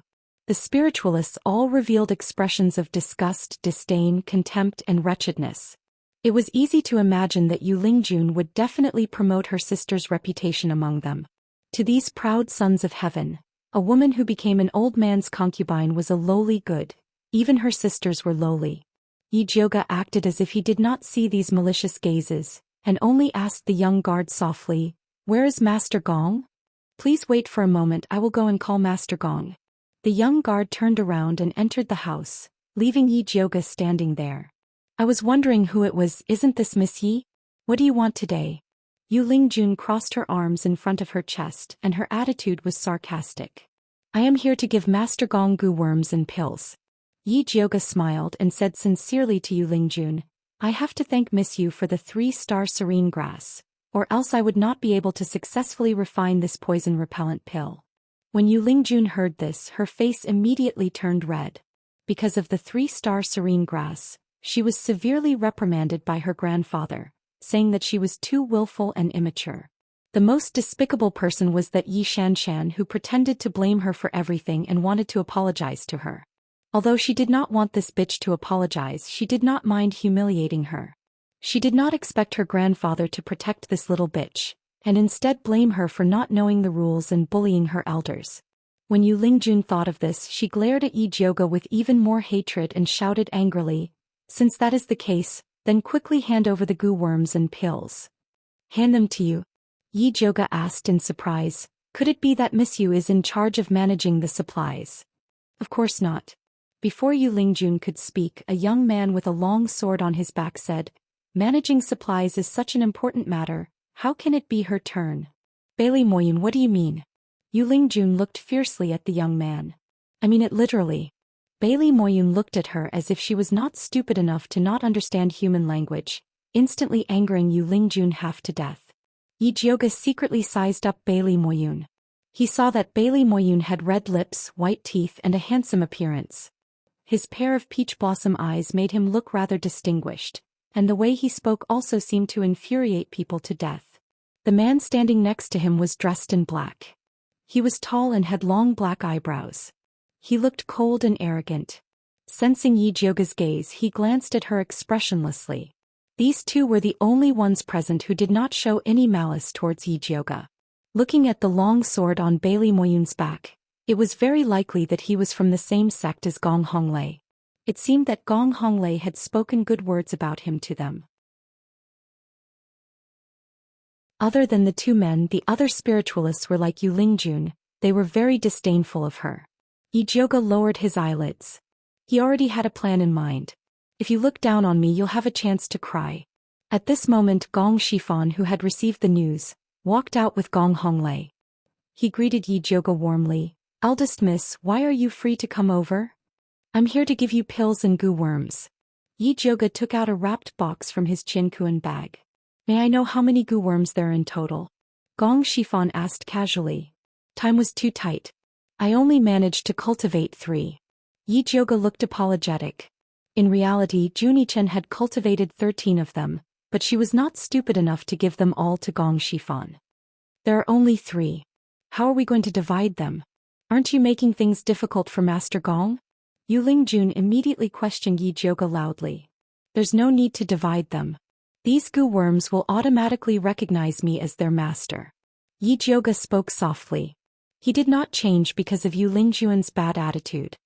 "These goo worms can actually recognize me as their master. They are indeed intelligent." Gong Shifan nodded in satisfaction. It was common knowledge that whether it was a weapon or a spirit beast, those that would automatically recognize their master were all of high quality. "How do these goo worms recognize me as their master?" Bailey Moyun looked at Yi Jioga with his peach blossom eyes. He did not seem to be interested in the goo worms. Instead, he seemed to be more interested in the beauty Yi Jioga. "Everyone take turns to put your finger into the box. Once the goo worm recognizes you as its master, it will automatically bite your index finger and sign a contract with you." Yi Jioga ignored Bailey Moyun's flirtatious look. She solemnly took out the wooden box containing the goo worm. There was a small hole at the top that could fit an index finger. TSK deliberately mystifying things. Yu Lingjun had a look of disdain. The other female spirit practitioners also looked like they were going to politely decline. They hated the worms to begin with. Now that they saw that they had to put their fingers into the box to let the worm suck their blood, they distanced themselves even further. As for Yi Jioga, who dared to play with worms, they despised her to the extreme. "I'll go first." "How do we do it?" Bailey Moyun immediately responded. "Just put your finger in." Yi Jioga handed the box over. Bailey Moyun raised his slender and fair index finger. Under everyone's gaze, he slowly inserted it into the box. Bailey Moyun's handsome face immediately revealed an expression of surprise. "What's wrong?" Gong Honglei quickly asked. "It hit." Bailey Moyun withdrew his finger. There was a small wound on it. Then a black shadow flew out of the box like lightning. It landed on Bailey Moyun's arm and quickly turned into a cocoon. Then it quickly broke out of the cocoon. It was a goo worm that looked like a peach-red bird. It had a pointed small beak, intelligent black eyes, peach-red feathers, and was only the size of a thumb. It was extremely cute. "Oh my god, it's so cute." Those female spirit practitioners originally thought that goo worms were disgusting. They never expected it to be so cute. This was also the area that Yi Jiuge requested Junichen to improve. The blood cloak Miao people only focused on power. Those goo worms were all ferocious. However, the team led by Gong Shifan was from a famous sect. Raising goo worms was a crooked way to them. If they had the appearance of Lil Red, Big Mouth and the rest, they would probably be abandoned after defeating bloodthirsty sect. Thus, Yi Jiuge requested Junichen to change the appearance of these 3 goo worms. It was fine if their power was low, but their appearance had to be acceptable. Now it seemed that the effect was very good. Immediately, there were 2 pretty and lively girls who could not help but tease the cute peach-red goo bird on Bailey Moyun's arm. The little goo bird also cooperated and chirped softly, looking even more adorable. Young Master Bailey, give it a name. The female spirit practitioner called Lin Yanxi giggled. Bailey Moyun thought about it and quickly decided, let's call it Little Peach. He was also very satisfied with this pink little bird goo. He did not know if it could detoxify the poison, but it was enough to pick up girls. Next, Yi Jiuge saw the lively atmosphere and did not lose the opportunity to shout. Senior brother, go quickly. Yu Lingjun quickly pushed Xiao Xiaohua. If goo worms were all so cute, she wouldn't mind taking one as well.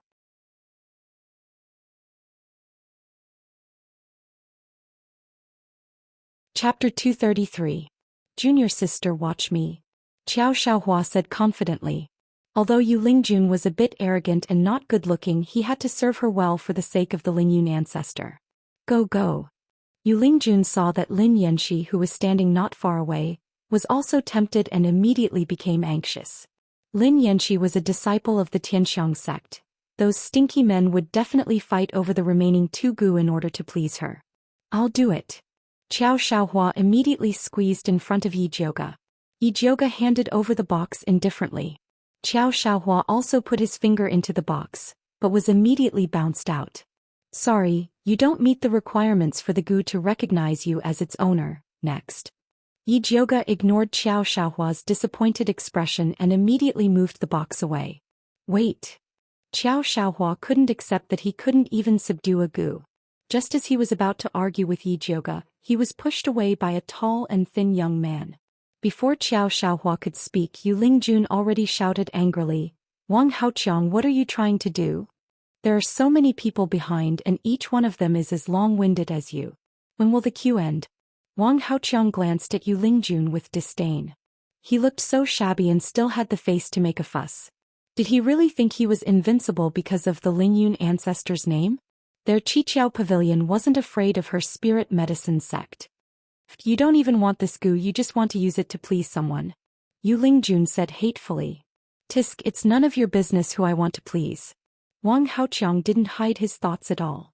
He saw Bailey Moyun using a little goo bird to please the female spirit practitioner, and he was already jealous. Especially Lin Yanxi, who he admired, also loved the little goo bird, so he decided that he had to get one for himself. Please put your finger in. Yi Jiuge acted as if he didn't hear their quarrel and said indifferently.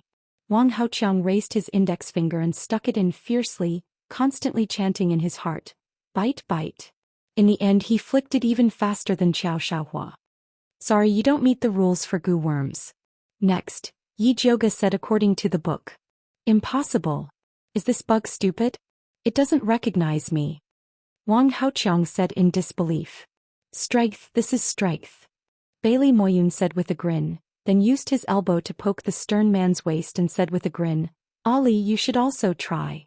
Ali Nangong Li, a core disciple of the Purple Cloud sect, was also Bailey Moyun's best friend. Next. This time, Yi Jiuge directly walked in front of Nangong Li. Nangong Li frowned slightly. It was obvious that he did not want to participate. Just give it a try. Bailey Moyun incited from the side. Nangong Li was so annoyed by Bailey Moyun that he casually put his finger into the box. Did we hit the jackpot? Bailey Moyun was even more nervous than Nangong Li. Nangong Li nodded his head. He looked at Yi Jiuge meaningfully but didn't say anything else. Quick, let's see what kind of goo worm you have. Bailey Moyun pulled Nangong Li's finger out. Another black shadow came out of the box and stood on Nangong Li's arm. It was a black eagle with blood-red eyes. The eagle, which was the size of a thumb, was both mighty and adorable, causing the female spiritualist to shriek. Yours is not bad too, Bailey Moyun exclaimed. However, he still liked his Xiaotao more. Nan Gongli was originally worried that this goo worm would be very feminine, but he was relieved when he saw that it was an eagle. There's only one left. Yi Jiuge raised the box high and asked, who else wants to try? Honglei, give it a try. Bailey Moyun pulled Gong Honglei over and forcefully pressed his finger into the box. Gong Honglei looked at Bailey Moyun helplessly. With so few goo worms, he didn't even want to participate in this matter. It hit the jackpot. Bailey Moyun shouted with great experience. The last goo worm transformed into a cocoon. It was a majestic green praying mantis. Pa, it suits you. Bailey Moyun couldn't help but laugh. Gong Honglei's character was reckless and unyielding, and he often acted like a mantis trying to stop a chariot. This goo worm was very suitable for him. It seems that when these goo worms form a contract, they also follow their master's will. Gong Shifan laughed. That's right. Pleasing the master is also a sign of submission. Yi Jiuge took the opportunity to boast about how intelligent his goo worms were, so that Gong Shifan wouldn't think that he suffered a loss. 3 lousy worms, why would they recognize their master? It's obvious that you're secretly manipulating them. Wang Haoqiang ordered. The other failed candidates also responded.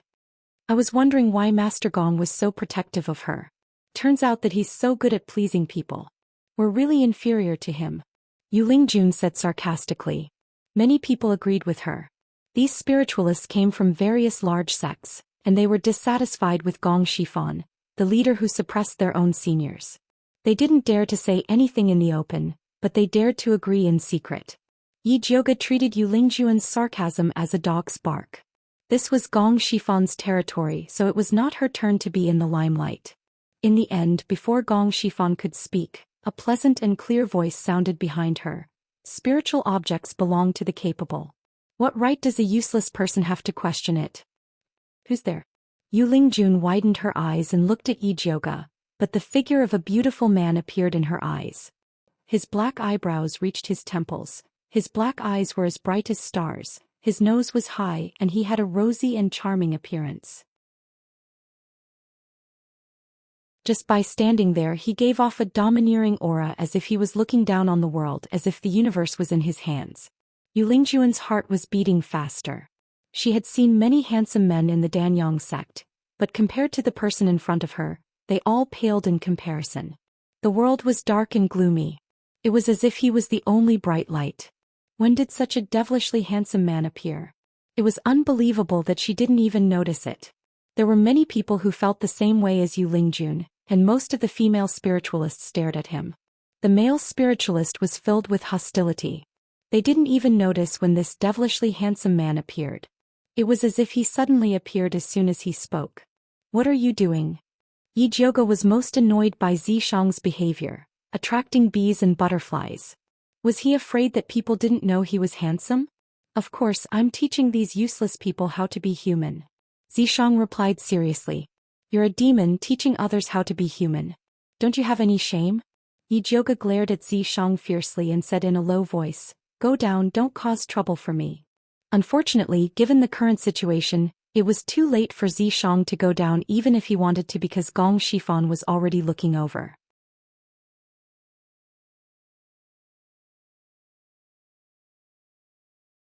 Chapter 234. The moment Zishang appeared, Gong Shifan already guessed that he was the famous expert in Alchemy City. He took a step forward and smiled at Yi Jiuge. You must be Master Yun's guard, Yi Zi. Yes. Yi Jiuge nodded helplessly. I heard that Brother Yi Zi defeated a demonic cultivator by yourself in Alchemy City. You do live up to your reputation. Gong Shifan praised. I heard that Master Gong's team is made up of elites from various sects, but they don't live up to their reputation.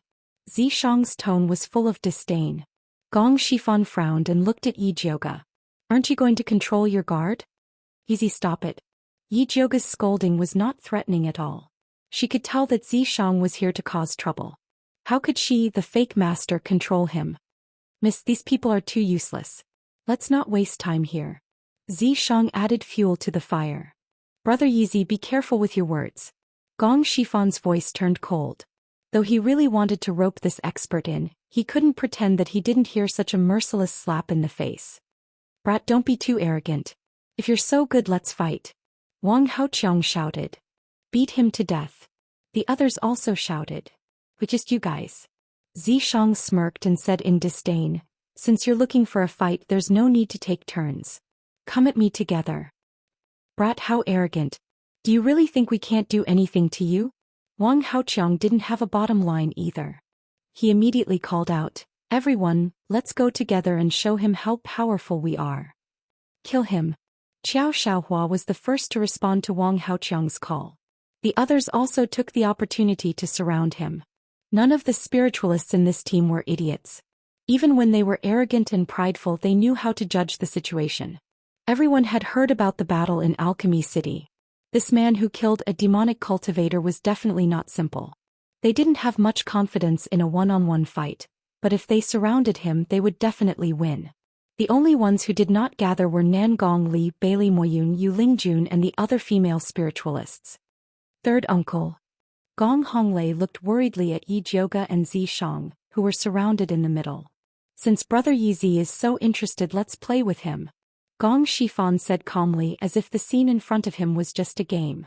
Yi Zi had humiliated him so much just now, so he could use Wang Haoqiang and the others to test Yi Zi's strength. Young miss, may I borrow your spirit weapon? Zishang pretended to be respectful as he spoke to Yi Jioga. Keep pretending, keep pretending. Yi Jioga unsheathed the lightning snake illusionary whip with a dark expression and heavily handed it over to Zishang. Then he walked to the side.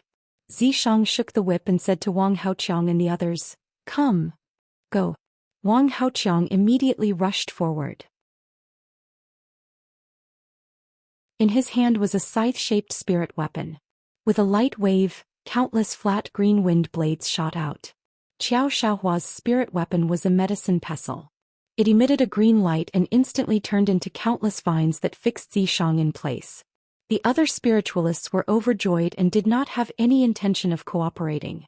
They ordered their spirit weapons to attack Zishang. In the blink of an eye, the colorful spiritual light surged toward Zishang.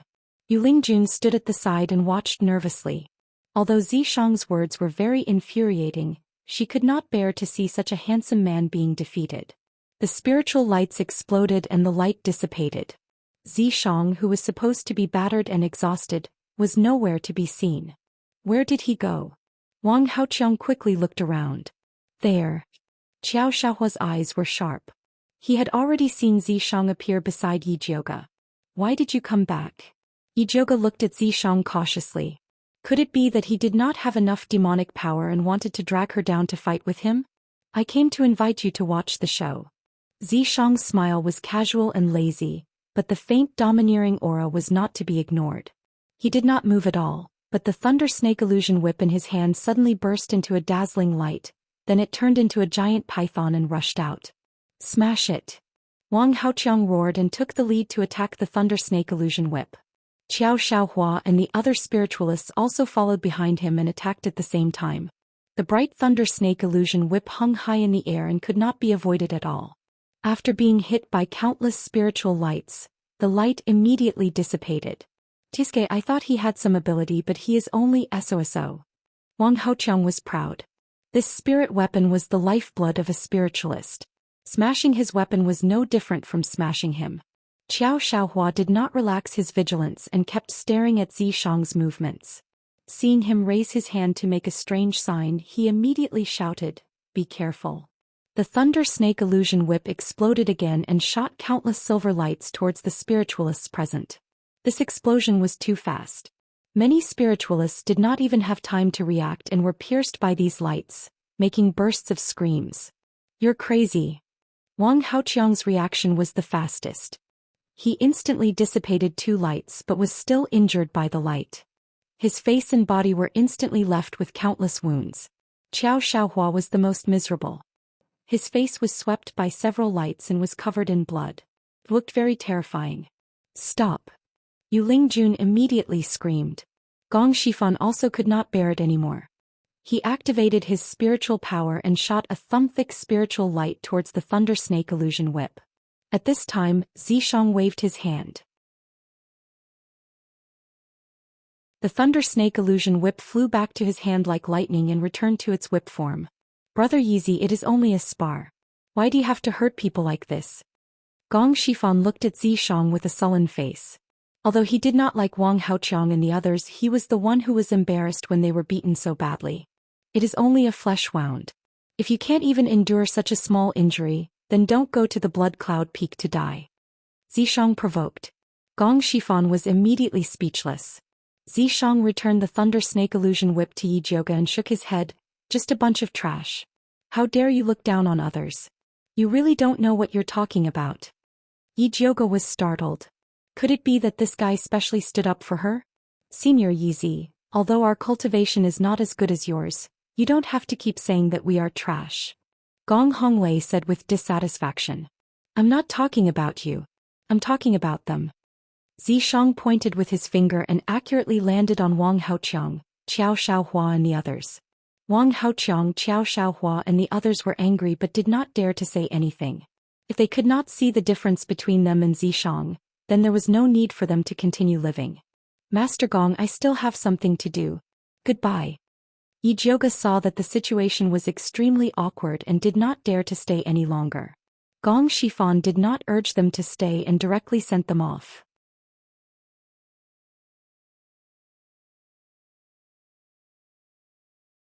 Chapter 235. Yi Jioge returned to the mansion gloomily. Seeing Zishang's lazy expression, she couldn't help but poke his chest angrily. How can I cooperate with Gong Shifan in the future if you make our relationship so stiff? Although Zishang helped her teach those arrogant guys a lesson, she still had to think about the big picture. Other than Bailey Moyun and Nangong Li, the others are useless. It's better to count on the bloodthirsty ancestor to surrender than count on them. Zishang shrugged and spread his hands. Alright, you're right. To be honest, Yi Jioge didn't have much hope for Wang Haoqiang and the other spiritualists. I forgot to ask about the change of surname. Zishang blinked. No need to ask, I'll solve it myself. Changing surname was just a small matter. The most important thing now was to inform Jun Yichen and Yi Yu about the break with the Spiritualist Alliance. Jun Yichen and Yi Yu came quickly after receiving the news. Hearing about the break with the Spiritualist Alliance, Jun Yichen said expressionlessly, I never thought about counting on those useless people. Ever since he successfully refined the bloodthirsty ancestor's life essence, he was full of confidence in his revenge. He didn't need outsiders to participate. We have the same goal as the Spiritualist Alliance.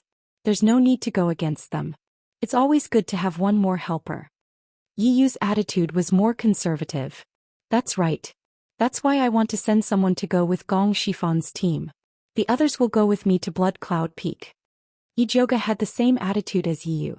No matter how weak the Spiritualist Alliance was, they had to make good use of them. Don't call me, I'm not going. Jun Yichen refused decisively. Young miss, I want to go with you. Yi Yu also quickly expressed. Yi Jioge was in a dilemma. He couldn't send Zishang. Actually, there's no need for that. Don't you have 3 goo worms? Just summon them if there's any movement. Jun Yichen said indifferently. Use your life goo to summon them? Yi Jioge's eyes brightened. Other than my life goo, there's also your mother goo. You can summon them too. Jun Yichen raised many batches of goo worms but only one mother goo. This mother goo's charm was unimaginable. It was even more powerful than his life goo. If you didn't mention it, I would have forgotten about it. Yi Jioge suddenly realized. He opened the drawer and took out his specially made bag of spirit beasts. The bag was divided into 3 compartments. The leftmost one was the treasure-seeking scorpion couple, the middle one was the pink mother parasite, and the right one was the sleeping fat black rat. Yi Jioge took out the pink goo bug from the cloth bag and saw that its fat lower body had started to turn into a cocoon. Only its round little head was still sticking out. As soon as they saw Yi Jioge, they stretched out their necks and squeaked like little birds crying piteously for food. Master, I'm so hungry. Sorry, I forgot about you. Yi Jioge apologized as he crushed the cherry pill and fed it to it. The pink goo worm ate 20 cherry pills with a blissful expression before it reluctantly formed a pink cocoon with its round belly. It evolved so quickly. Jun Yichen's eyes flashed with surprise. Is this good or bad? Yi Jioge had never raised a goo worm before, so he couldn't really tell the situation in front of him. Of course it's good. The reason why mother parasites are hard to cultivate is because they develop very slowly and have a high mortality rate. Normally, mother parasites need at least 5 years to be able to evolve. Yours evolved in less than half a month. You must have fed it something good. Chen looked at Yi Jioga with an accusatory gaze. It was as if Yi Jioga had secretly left something good for the mother parasite. You saw it just now. I just fed it some cherry pills. Yi Jioga said innocently. Actually, she had already guessed that the pink mother goose evolution was related to the fat black rat. The treasure-seeking scorpion thought that the bag was too small and wanted to bring its wife to a more comfortable place. However, the female scorpion said that living in the bag was very comfortable and that her internal injuries were much better. This bag was made of the most common cotton cloth, and there was nothing special about it. The only thing special about this place was the fat black rat that was in deep sleep. However, there was no need to tell Chen about this.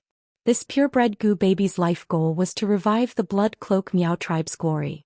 If he knew that the fat black rat could promote the evolution of Gu worms, he would do anything to snatch it. You must have added something to it. Although Chen was dissatisfied, he only grumbled and did not ask further. In his mind, Yi Jioga was the world's #1 alchemist. It was not surprising that he could refine anything good. The mother parasite was his Gu worm. It was normal to take care of it first. When will this little mother parasite complete its evolution? Yi Jioga asked as he put the mother parasite's pink cocoon back into the bag. That's hard to say. It depends on its situation. Chen did not dare to make a conclusion about the Gu worms that Yi Jioga raised. If that's the case, I can only rely on you to summon the 3 Gu worms. However, be careful when you summon them. Don't let anyone find out. Yi Jioga warned. It was immoral to privately control other people's Gu worms. If Bailey Moyun and the rest knew about it, they would immediately abandon the 3 Gu worms. Do I need you to tell me that? Chen naturally knew that the Gu worms that were sold could not be summoned randomly. Unless he had no other choice, he would not use this method. Hurry up and prepare. We'll leave in 3 days. Yi Jioga said. All right. Yi Yu and Chen nodded at the same time. They had been looking forward to this day. Blood Cloud Peak. Bloodthirsty ancestor called Skinny Monkey over and threw him a letter. Take a look. Yes. Skinny Monkey carefully opened the letter and quickly skimmed through it. This letter recorded the Spiritualist Alliance's every move in detail. It included the name list of their members, their respective sects, the time of departure, and even the pills and Gu worms that Yi Jioga sent. There was even a name written in red: Yeezy. Killing Xiong Yunhu in one move in Alchemy City after he consumed the blood pearl showed that his strength was unfathomable. He could not be ignored. What do you think? Bloodthirsty ancestor closed his eyes and asked casually. This Gong Shifan has a high cultivation. Together with Yeezy, I'm afraid they won't be easy to deal with. Skinny Monkey nervously replied. Actually, it wasn't just difficult to deal with. It was practically impossible to defend against. Skinny Monkey originally thought that with the mountain guarding formation, even if the Spiritualist Alliance attacked, they would not be able to return. He didn't expect them to have such a clear understanding of the mountain guarding formation and even prepared pills and Gu worms. If the mountain guarding formation was broken, no one would be able to resist. At the very least, he had already begun to ponder how to escape with Yi Yunji if the mountain guarding formation could not hold.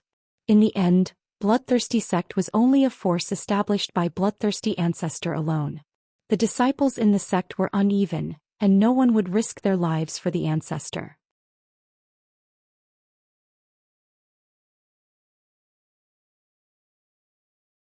Chapter 236. You don't need to worry about this. I have a way to deal with it. Tell the people to keep an eye on the protective formation. If anything goes wrong, I will use you to refine it. Bloodthirsty ancestor opened his eyes. His gaze was like lightning that could see through people's minds. Skinny Monkey shivered inwardly. He hurried to answer, Forefather, don't worry. I will keep an eye on the protective formation. Do it well. I won't mistreat you. Bloodthirsty ancestor nodded. After a while he asked, How's Su Junqing recently? Su Junqing has been very active in the sect. He has made friends everywhere. He has collected a lot of blood essences, so he has a lot of connections. He's generous. Bloodthirsty ancestor's dry face showed a strange smile. I also received his gift. Forefather, please take a look. Skinny Monkey took out a palm-sized glass bottle from his pocket and respectfully presented it to bloodthirsty ancestor. The red liquid inside the glass bottle was very viscous. It was the essence of human blood. If he is so kind, then you should accept it. Bloodthirsty ancestor waved his hand. He didn't really like this kind of thing. Yes. Skinny Monkey put away the glass bottle with a smile. How is blood slave number 13? Bloodthirsty ancestor asked again. Or I don't know how to say it.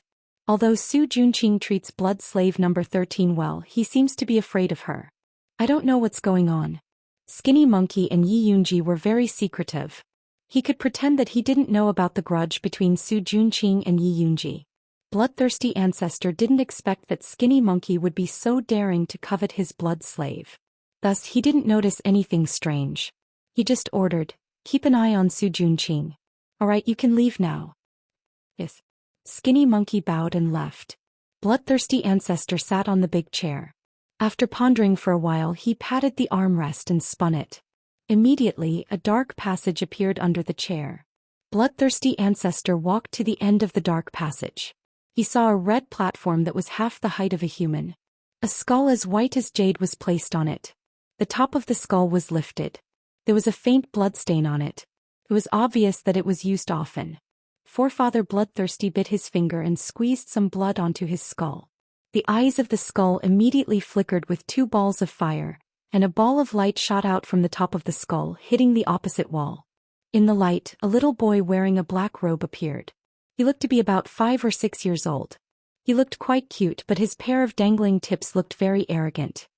He looked very comical sitting on a red chair that was 3 times bigger than him. Greetings, Elder Chiu. Forefather Bloodthirsty bowed respectfully to the boy.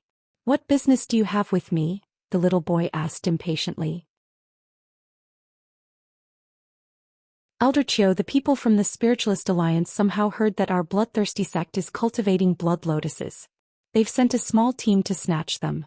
I'm afraid that I'll delay Elder Chiu's business, so I came to report. Bloodthirsty Forefather didn't dare to say that he had plotted against the City Lord of Alchemy City to attract this attack. Instead, he pushed all the blame onto the Spiritualist Alliance. F***ck, those guys from the Spiritualist Alliance actually dared to covet my blood lotus. They are courting death. The little boy immediately flew into a rage and slammed the chair he was sitting on. He wanted nothing more than to rush out and kill the Spiritualist Alliance. I've had a problem with my cultivation recently. The Spiritualist Alliance is coming at me fiercely, and I'm afraid I can't stop them. Please help me, Elder Chiu, Bloodthirsty Forefather cried. He was just trying to coax Cho Senator. He hadn't been able to finish his cultivation perfectly last time, but it didn't affect him too much. Fighting the Spiritualist Alliance wasn't a problem. However, he had always been a sly old fox, so he naturally had to find help for such a difficult task. No problem, I'll send someone to help right now. When the time comes, we'll capture the Spiritualist Alliance in one fell swoop. They'll be perfect fertilizer for my blood lotus, the little boy shouted arrogantly. Then I'll wait for the envoy's arrival. Bloodthirsty Forefather was extremely excited and moved to tears. Just you wait. They'll be here in 2 days at the latest. The little boy waved his hand and the image immediately disappeared. Bloodthirsty Forefather finally straightened his back, a satisfied expression on his face. With Immerse sect's help, no matter how well prepared the Spiritualist Alliance was, they would still die. In Immerse sect, thousands of miles away. After Cho Sen closed the image with Bloodthirsty Forefather, he sent out a communication talisman and shouted, Yue, come in. A moment later, a lazy voice came from outside Forefather Cho Sen's cave. Elder, are you calling me? Yes, come in. Cho Sen responded. The stone door of the cave opened and a fragrant wind wafted in. Then a beautiful woman walked in. It was Cho Sen's eldest disciple, Si Yue. She had a pair of limpid eyes, and when she looked at people, it was as if she wanted to see into their hearts. She wore a dark red chest-length dress, revealing a large portion of her fair skin, and was full of charm. Although Cho Sen had turned into a child because of his cultivation technique, he still admired women like a grown man. He really liked this charming eldest disciple. Disciple greets elder. What instructions does elder have for disciple? Si Yue bowed, and the deep cleavage on her chest dazzled people's eyes. Go to Blood Cloud Peak and bring back the blood lotuses. Also take care of bloodthirsty forefather, Zhou Xian ordered calmly. At this moment he did not have any of his previous irritable appearance, and was terrifyingly cold. Blood Cloud Peak, that place is so far. Siyue looked at Zhou Xian with resentment and said coquettishly, disciple made this trip on behalf of forefather. If forefather does not have any instructions, disciple will not comply. Besides the 3 blood lotuses, everything in Blood Cloud Peak is yours. Zhou Xian waved his hand generously. Thank you, elder. Siyue immediately showed a fawning and obedient smile. Bloodthirsty forefather had operated in Thunder Nation for a long time, and should have accumulated many good things. He would not suffer a loss on this trip. I will send a demon corpse to go with you, Zhou Xian said, and then made a hand seal. A tall man appeared silently behind him. His curly black hair draped over his back and his handsome face was as pale as a corpse.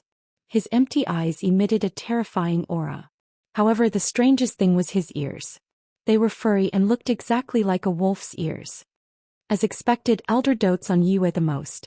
Siyue looked at the demon corpse and was extremely satisfied with this mission. It was as if she was taking good things for free. Make sure to clean up the scene and do not leave any evidence. Zhou Xian took out a token carved from white bones and threw it to Siyue. Siyue quickly caught the token to control the demon corpse and said respectfully, rest assured, elder. Disciple will definitely complete the mission. Right, go. Zhou Xian waved his hand indifferently. Siyue left with the demon corpse.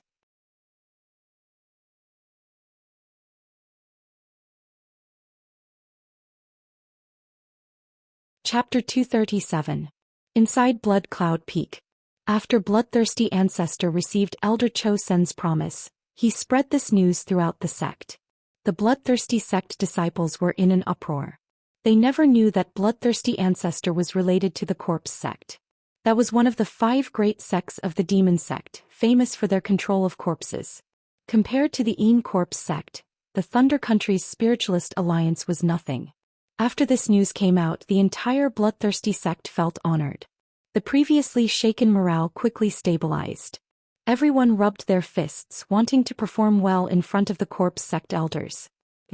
Su Junqing was also very excited when he heard this news. These large sects usually only operated in Great Spirit City. It was almost impossible to see them in a small place like Thunder Country. He did not think that Bloodthirsty sect would be able to get in touch with them. If he could use Bloodthirsty sect as a springboard to enter the Corpse sect, he would soar. At that time it would not be difficult to become a spirit master or even a spirit king, let alone a spirit master. When he was successful, the Dongfeng family, Spirit Alliance and Bloodthirsty Ancestor would all kneel at his feet and beg for mercy. When Su Junqing thought of Bloodthirsty Ancestor, it was like a bucket of cold water was poured over his heart. It was already good that Bloodthirsty Ancestor would spare his life. It was impossible for him to recommend him into the Corpse sect. No, he had to think of a way to seize this opportunity. He heard that the helper sent by the Corpse sect was a woman.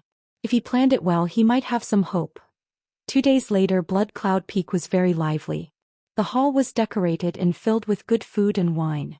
The blood slaves, who usually wore revealing red muslin, all changed into simple and conservative blue cotton dresses to act as maids. The other Bloodthirsty sect disciples were ordered to rest in their own rooms to avoid offending the nobles of the Corpse sect. Bloodthirsty Ancestor brought Skinny Monkey and other trusted subordinates to the hall with Siyue. Lady Emissary, the banquet is ready. We are just waiting for you to take a seat. Our place is simple. If there is anything lacking, please forgive us, Emissary, Bloodthirsty Ancestor said respectfully. Forefather Bloodthirsty, you're too polite. You've worked hard for Elder Chiu in the Thunder Nation. Elder Chiu misses you a lot. Siyue smiled appropriately. Today she was wearing a cherry red dress and a light red veil. She didn't want to give even a piece of her skin to a country bumpkin like Bloodthirsty Forefather. The demon corpse standing behind her was wearing a large black cloak that covered its head, completely covering its appearance and figure. It is my honor to be able to work for Elder Cho Sr. Please put in a few good words for me in front of Elder Cho Sr. While talking, Forefather Bloodthirsty presented the gift he had prepared carefully. It was a bottle of extremely pure blood essence pellets. This blood essence pill was a good thing. It could nourish one's essence chi and speed up one's cultivation speed. It also had an additional effect on demonic cultivation techniques. Even Ciyue rarely saw such a good thing. "You're too kind, Patriarch." Ciyue accepted it without hesitation. Seeing Ciyue accept his gift, Bloodthirsty Forefather smiled even more happily.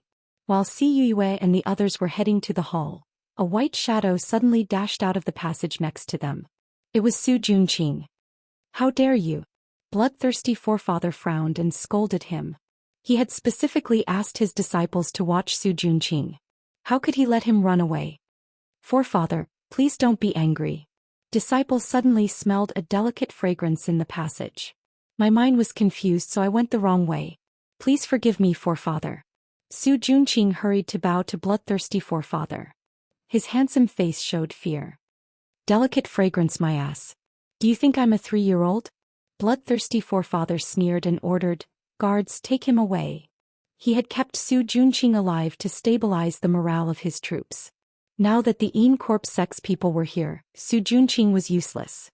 He could be used as a blood fertilizer. "Brother Su, do you want to walk by yourself or do you want us to hold you down?" The thin monkey-like man smiled and walked forward.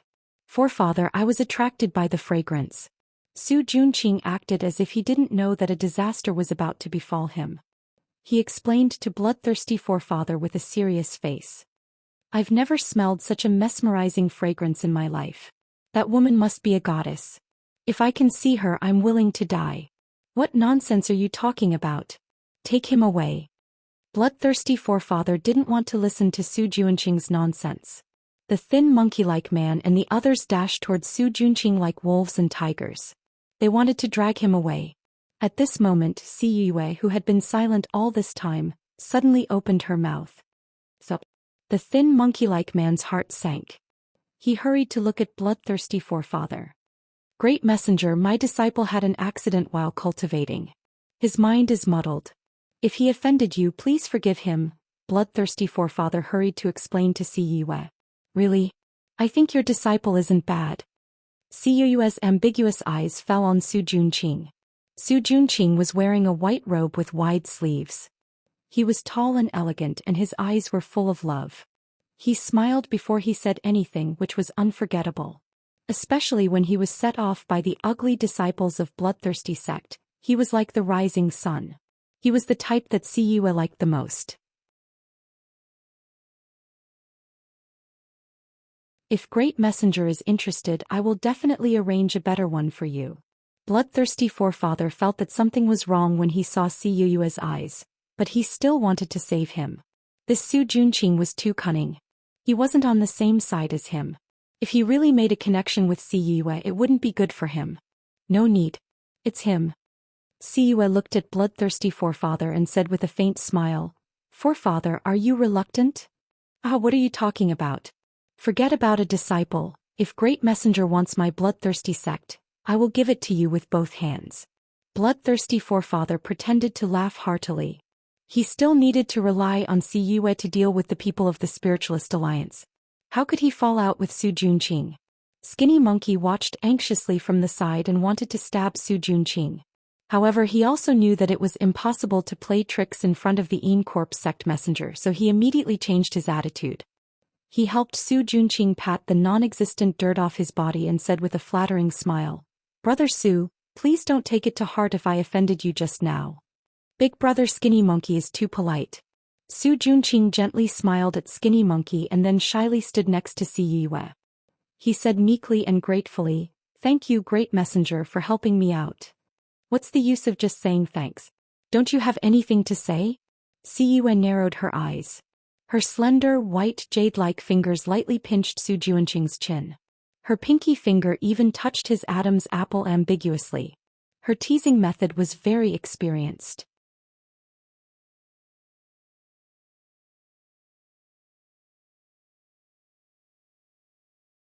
Chapter 238. Su Junqing just smiled shyly, looking like a virgin who didn't understand love. He knew very well that Ciyue, a demon who had killed countless men, liked men who were young on the top and brave on the bottom. Although he had successfully attracted Cuyu's attention, he still had to perform tonight to get close to her. Cuyu's heart itched from Su Junqing's teasing. She was no longer in the mood to deal with Ancestor Bloodthirsty. After drinking a few glasses of wine at the banquet, she took Su Junqing to rest with the excuse that she was tired from the journey. Ancestor Bloodthirsty watched Ciyu and Su Junqing leave, his eyes darkening. He dismissed the blood slave and the other disciples, leaving only Skinny Monkey behind. You'll have to work hard tonight. Keep an eye on Su Junqing. When they're done, find a chance to kill him. Ancestor Bloodthirsty did not dare to openly oppose Ciyu, but if he could kill Su Junqing in private, he believed that Ciyu would not turn against him. This subordinate understands. Skinny Monkey nodded quickly. He had been worried that the ancestor would let Su Junqing go, but now he was relieved. Be careful. Don't let Ciyu find out, Ancestor Bloodthirsty warned. Although Skinny Monkey's hiding skills were very good, there was no guarantee that nothing would go wrong. This subordinate understands. Skinny Monkey bowed, then left the hall and entered the secret passage. He quietly came to the room prepared for Ciyu. He could only hear the sounds of moaning coming from inside. In just a short while, Ciyu and Su Junqing had already done it. Su Junqing dared to seduce Ciyu because he was confident in his skills in bed. When he was cultivating the bewitching art, he had also cultivated a special technique called the Golden Spear Unfalling Attack. This technique could keep his yang energy from leaking even if he slept with 10 women in one night. This way he would not have to worry about being sucked dry. Su Junqing used all his skills to deal with Ciyu, checking her body from top to bottom. Ciyu had only thought of Su Junqing as a pastime. She did not expect his skills to be so good. His nimble lips and hot hands made her confused. Her body was on fire and she could not stop. Skinny Monkey squatted in the secret room, listening to the silver sound surf. This sound that could make a person's blood boil had no effect on him. All he could think of was how to kill Su Junqing. Skinny Monkey waited quietly. He didn't expect Su Junqing to be so brave. After working for an entire night, he didn't show any signs of fatigue. Furthermore, his tricks were endless, tormenting Ciyu to the point where she was hovering between life and death. In the end, she had to beg for her husband's mercy in a hoarse voice. With Cuyu's status, Su Junqing was only qualified to carry her shoes. Who would have thought that she would actually call Su Junqing husband? Although it was only in bed, from her sweet and seductive voice, it was obvious that she had been conquered by Su Junqing's skills in bed. This was not good. If Ciyu really took Su Junqing under her skirt, she might bring him back to the Immerse sect. Sure enough, Su Junqing took advantage of Cuyu's confusion and began to coax her with all kinds of sweet words, begging her to take him back to the Immerse sect. Sweetheart, don't worry. I will definitely bring you back. Cuyu's eyes were like silk as she ruthlessly pinched Su Junqing's naked chest. She had tormented Su Junqing quite a bit when she was feeling good just now. Su Junqing was also a capable person. In order to achieve his goal, this little injury was nothing at all. He sorrowfully talked about his situation in the bloodthirsty sect and finally sighed. The bloodthirsty ancestor has already decided to kill me. Even you might not be able to protect me here. Hearing this, Cuyu's pretty face instantly became angry. She shouted, "He dares." Su Junqing was a rare beauty. Before she was tired of playing with him, no one should even think about touching him. He is much more daring than you think.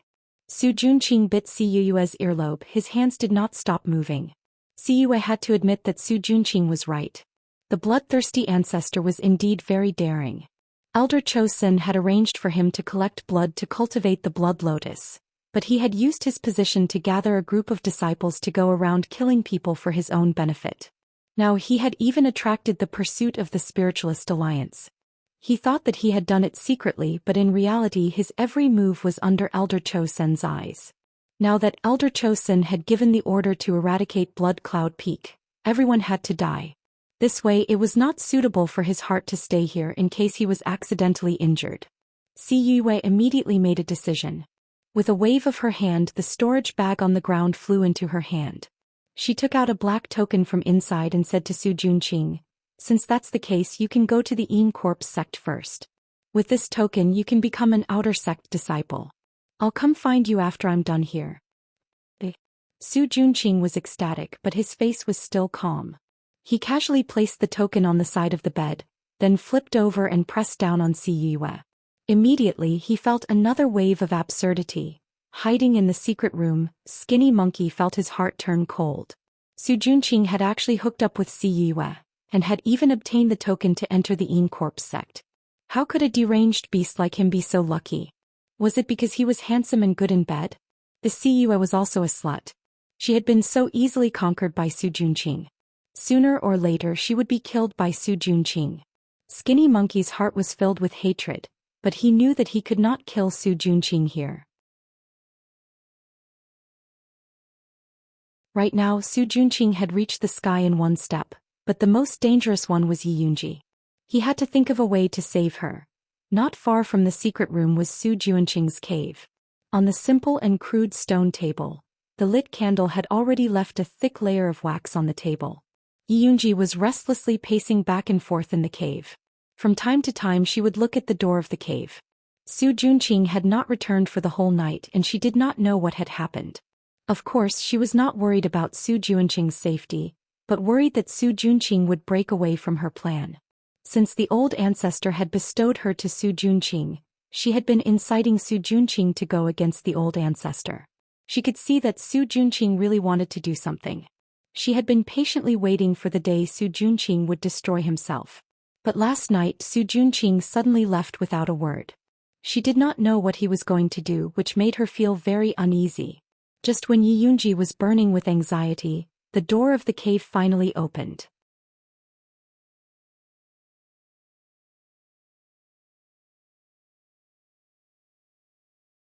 Chapter 239. Su Junqing. Yi Yunji thought it was Su Junqing. She didn't expect it to be Skinny Monkey. She looked at the anxious Skinny Monkey and asked in surprise, "Brother Skinny Monkey, why are you here?" "Come with me, I'll explain later." Skinny Monkey rushed up and wanted to take Yi Yunji away. "Where are you taking me?" Yi Yunji avoided him and asked with a frown. Su Junqing got close to Immerse sect's emissary Si Yue. He will become Immerse sect's disciple soon. Skinny Monkey hurriedly told her what happened. Yi Yunji's beautiful face became extremely pale. Her body shook and she couldn't help but take 2 steps back. Her lower back hit the table but she didn't feel anything. Why was it like this? How could it be like this? She endured the humiliation and tried her best to send him to hell, but he easily went to heaven and left her struggling in the swamp. She couldn't accept it, she really couldn't. "Yunji, Su Junqing doesn't even care about the bloodthirsty ancestor. I'm afraid he will harm you. You should leave first." Skinny Monkey couldn't think of any way to protect Yi Yunji, so he could only send her away. "Where can I go?" Yi Yunji smiled sadly. She still had the bloodthirsty ancestor's blood soul flower on her. If she left the blood cloud mountain, the bloodthirsty ancestor would know immediately. If she was caught, she would die even more miserably. "I have a way to temporarily seal the blood soul flower. Now the people from the Spiritualist Alliance are rushing over here. If you go to them, they won't make things difficult for you." This was the escape route that Skinny Monkey had thought of for Yi Yunji. Yi Yunji was a blood slave, not an evil cultivator. She was a pitiful person who was harmed by the bloodthirsty sect. The Spiritualist Alliance was known for their righteousness, so they wouldn't trouble a pitiful girl. "What about you?" Yi Yunji looked up at Skinny Monkey. What he did was the same as betraying the bloodthirsty ancestor. The Spiritualist Alliance wouldn't believe an evil cultivator like him. If he didn't please both sides, he would die. "Don't worry about me. I have a way to escape. You just need to live well." Skinny Monkey grinned. Unlike his usual fawning, flattery and hypocrisy, this smile came from the bottom of his heart. It made his slightly ugly face look much more pleasing to the eye. "What can you do?" Yi Yunji murmured. She had stayed in the Blood Cloud Peak for a long time, so she naturally knew what the Skinny Monkey was capable of. He had risked his life to save her. Yi Yunji knew that Shouho liked her, but she didn't expect that he would be willing to die for her. Yi Yunji suddenly felt a little ashamed when she thought of how she had been using Skinny Monkey's feelings to save her own life. She couldn't afford to owe him anything. Moreover, she understood Forefather Bloodthirsty's tricks. Even if Skinny Monkey risked his life to save her, he couldn't send her out safely. Since that was the case, there was no need to drag him down with her. Thinking of this, Yi Yunji's eyes turned red. She said with a sad expression, "Brother Skinny Monkey, you don't have to be so nice to me. In fact, I've been using you." "I'm not a good person," unexpectedly Skinny Monkey-like interrupted her abruptly and said matter-of-factly, "You have no one to rely on here. How can you survive if you don't make use of others? Alright, let's not talk anymore. Right now, Forefather is focused on Siyue. He doesn't have time for us. Let's go." Skinny Monkey-like urged Yi Yunji again. Yi Yunji stared blankly at Skinny Monkey-like, then nodded and stood up. Skinny Monkey-like immediately went to open the stone door, but a sharp pain came from his neck. His eyes rolled back and he fell to the ground with a thud. Yi Yunji's hand flashed and she quickly sealed several of Skinny Monkey-like's major acupuncture points. She murmured, "Brother Skinny Monkey, I'm sorry." After that she quietly sent Skinny Monkey-like out, then returned to the cave room. She even fetched a basin of water and carefully groomed herself. Then she combed her long black hair into a snake bun, which was Su Junqing's favorite hairstyle. Then she quietly sat by the table waiting for Su Junqing to come back. She wanted to completely end things with him. After the time it took to drink a cup of tea, the door opened again. Su Junqing walked in with weak steps, and he immediately saw Yi Yunji waiting for him by the table. The candlelight flickered in the room, illuminating Yi Yunji's soft and beautiful face. "You're back," Yi Yunji softly called out, then walked toward Su Junqing. Su Junqing's expression was a little startled. He couldn't help but recall the time when he and Yi Yunji got married. She always waited for him to come back before she was willing to sleep. His cold heart was a little shaken. In fact, when Su Junqing seduced Yi Yunji, he was a little bit sincere. Otherwise, he wouldn't have married her in the Zhuangzi and made her pregnant. When he annihilated the Yi family, he also hesitated, but when he thought of the bloodthirsty ancestors' methods, he had to do it. In the end, it was the bloodthirsty ancestors' fault. But now it was no longer important. He had already entered the Yin Corpse sect with Yi Yunji's support. In the future, when he succeeded in his cultivation, he would definitely use the bloodthirsty ancestors' head to beg for Yi Yunji's forgiveness. Su Junqing pushed all the blame to the bloodthirsty ancestor, and he imagined that he could make up with Yi Yunji. He even opened his arms, ready to embrace Yi Yunji.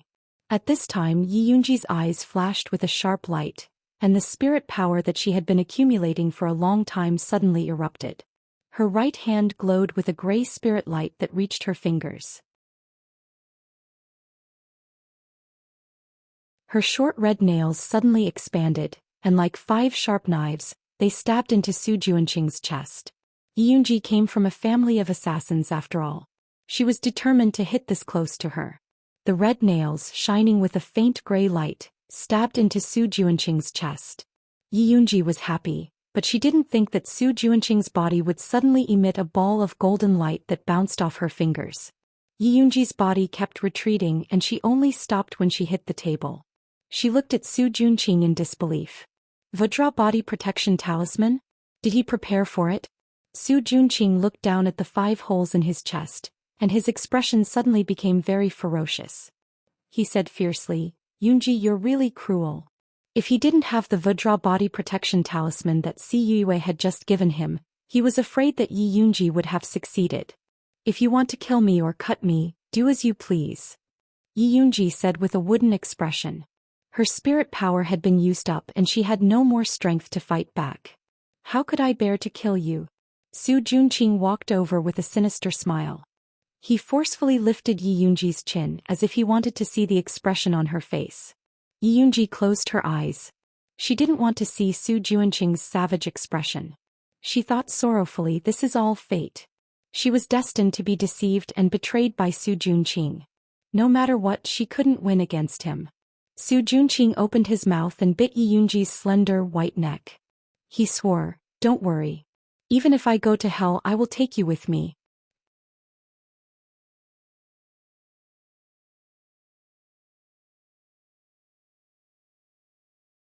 Chapter 240. Yi Yunji was in danger, but Yi Yu did not know about the changes in Bloodthirsty sect. He was discussing the route to Blood Cloud Peak with Luo Tian and Junichen. There are no signs of human habitation within 100 miles of Blood Cloud Peak, and water is scarce. We can go to Blood Cloak Miao's former encampment. It's only 10 miles away from Blood Cloud Peak, and it's very convenient to monitor. Luo Tian gestured on the map he drew. Will Bloodthirsty Sect send people to monitor that place? Yi was slightly worried. That place is already in ruins, they won't waste manpower to monitor it. Junichen said coldly. It would be better if there was someone he could use it to sacrifice his natal gu. Alright, let's go take a look. Yi Jioge was not familiar with Blood Cloud Peak, and could only trust Junichen and Luo Tian. Missy, should we inform the Spiritualist Alliance? Yi felt it was more prudent. No need. Yi Jioge saw Yi Yu's disapproving expression and explained, there is a spy in the Spiritualist Alliance. Telling them is the same as telling Bloodthirsty Ancestor. There is a spy in the Spiritualist Alliance, who is it? Yi was surprised. I don't know. Yi Jioge shook his head and helplessly pointed at Zishang, who was sitting on a chair eating a cherry pill, and said, this guy refuses to say. Yi Yu secretly glanced at Zishang. He could not figure out the background of this expert guard who suddenly appeared. She was so beautiful, but her presence was extremely low. Basically, if he did not speak, people would unconsciously ignore his existence. Just this point alone made Yi Yu, who walked in the shadows, feel afraid. Anyway, it's not the few with goo worms. Zishang mercifully rewarded them. What's the difference between saying and not saying? Yi Jioge rolled his eyes. Gong Shifan had 15 subordinates, excluding the 3 with goo worms. There were 12 people left. How could they guess with such a large range? Who cares who the spy is as long as we don't have one here? Jun Yichen said straightforwardly. Yes, since we know they have a spy, we might be able to make use of it. Luo Tian also quickly thought of various countermeasures. We'll talk about it later. Let's set off first and try to reach your encampment in 3 days. Yi Jioge immediately made the decision. They had long made their preparations. That afternoon they traveled swiftly all the way. Finally 3 days later they successfully arrived at the blood-clothed Miao people's encampment. The valley in front of him was a mess. The trees were withered and there were no traces of people living here. Junichen and Luo Tian stood high up on the hillside, staring blankly at everything in front of them. Their minds flashed back to that bloody night. The people of Bloodthirsty Sect rushed in crazily, killing everyone they saw, regardless of whether they were men or women, old or young. In the end, it was the old patriarch who sacrificed himself to carve out a path of blood for them. Are they all right? Yi Jioge softly asked Yu. What if Jun Yichen and Luo Tian were heartbroken and went to Blood Cloud Peak to fight Ancestor Bloodthirsty? They'll be fine. Yu shook his head. He and Jun Yichen were in a similar situation. They were also exterminated by the Bloodthirsty Sect, and they also wanted to take revenge. This was also the reason why Junichen was willing to accept Yi Yu even though he hated martial artists. You don't have to worry too much. Since we're already here, we'll definitely save your sister. Yi Jioge patted Yi Yu's shoulder comfortingly. Yi Yu nodded heavily. He had already endured for so long, he was not in a hurry. At this moment, the atmosphere was filled with sadness and determination. However, there was a voice that spoiled the mood. This sovereign is hungry. Didn't you just eat half a bottle of cherry pills? Why are you so hungry so quickly? Are you a pig? Yi Jioge glared at Zishang unhappily. Before leaving Shangjing, she was forced by Zishang to refine a few cauldrons of cherry pills. The refined pills were directly stored in a pot. Zishang would chew noisily when he had nothing to do, and he still had the cheek to say he was hungry. A pig will not help you fight, Zishang said very seriously. Yes. You're a pig that knows how to fight. Yi Jioge was no longer in the mood to comfort Junichen and the others after being disturbed by Zishang. He called out, it's getting late. Let's find a place to rest. This way. Junichen quickly calmed down and led Yi Jioge and the others into a remote cave. After a few turns they finally arrived at a spacious cave room. The stone walls of the cave room were filled with densely packed holes, and there was a small dry pond beside it. It looked rather desolate. This is our clan's sacred ground. Junichen looked sadly at the holes in the stone wall. It used to be filled with goo seeds. After Bloodthirsty Sect broke through, the clan leader killed all the goo seeds. The pond beside it was used to baptize newborns and plant goo seeds. This place was very hidden. Bloodthirsty Sect's people did not discover it. It was absolutely safe. I see. After Yi Jioga accompanied Junichen for a while, she took out the prepared rations and told everyone to rest. As they ate, they discussed the next step of the plan. I want to go to Bloodthirsty Sect to check it out tonight. It would be best if I can find out where the formation eye of their protective formation is, Yi Jioga said seriously. Bloodthirsty Sect's protective formation was very powerful.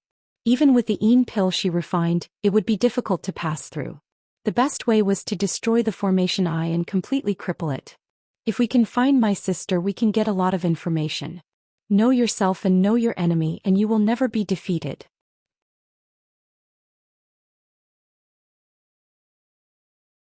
Yi agreed with this plan. Alright, we'll split up. Yi and I will go find the formation eye, you guys go find Sister Yi. Yi Jioga quickly decided on the plan. Yi Luo Tian and Junichen all agreed. Zishang ate the cherry pill without a care. It was midnight and everything was quiet except for the sounds of insects and frogs. Yi Jioga and the others left the Blood Cloak Miao's sacred ground and silently made their way to Blood Cloud Peak. Blood Cloud Peak was covered in a faint red mist in the night. Although the protective formation was not activated, defensive formations were everywhere. Especially after Bloodthirsty Sect's ancestor killed the Blood Cloak Miao's people, he collected many poisonous snakes and insects to strengthen his defense. Many dangers were hidden under the seemingly ordinary grass. However, with Junichen and Luo Tian here, they were not a threat.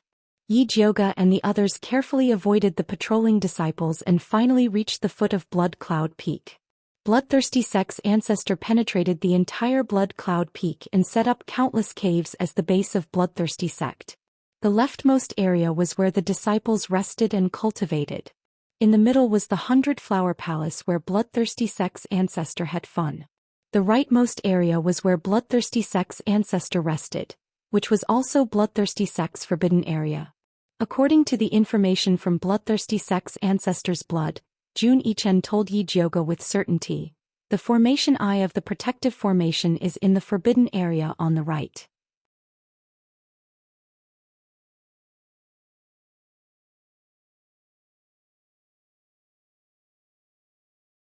Chapter 241. Alright, Yi and I will go to the right. You guys go to the middle. Once we succeed, retreat. Call for help if we encounter danger, Yi Jioga said to Yi. All right. Yi nodded. His body flickered with a gray light and he hid in the shadows. Junichen's body also emitted a black shadow made of tiny goo worms. After it covered his body, it spread to Luo Tian. The three of them disappeared. Give me an invisibility talisman. Yi Jioga turned to Zishang. Zishang directly drew an invisibility talisman on Yi Jioga. This talisman could not deal with experts like Bloodthirsty Ancestor, but it was enough to fool ordinary disciples. After Yi Jioga and Zishang concealed themselves, they walked along the dark tunnel to the right. Bloodthirsty Sect probably did not expect someone to be so daring as to sneak into their lair, so they were very relaxed. Yi Jioga and Zishang only met 2 patrol teams along the way. None of them noticed Yi Jioga and Zishang, who had passed by them in a stealthy manner as they yawned.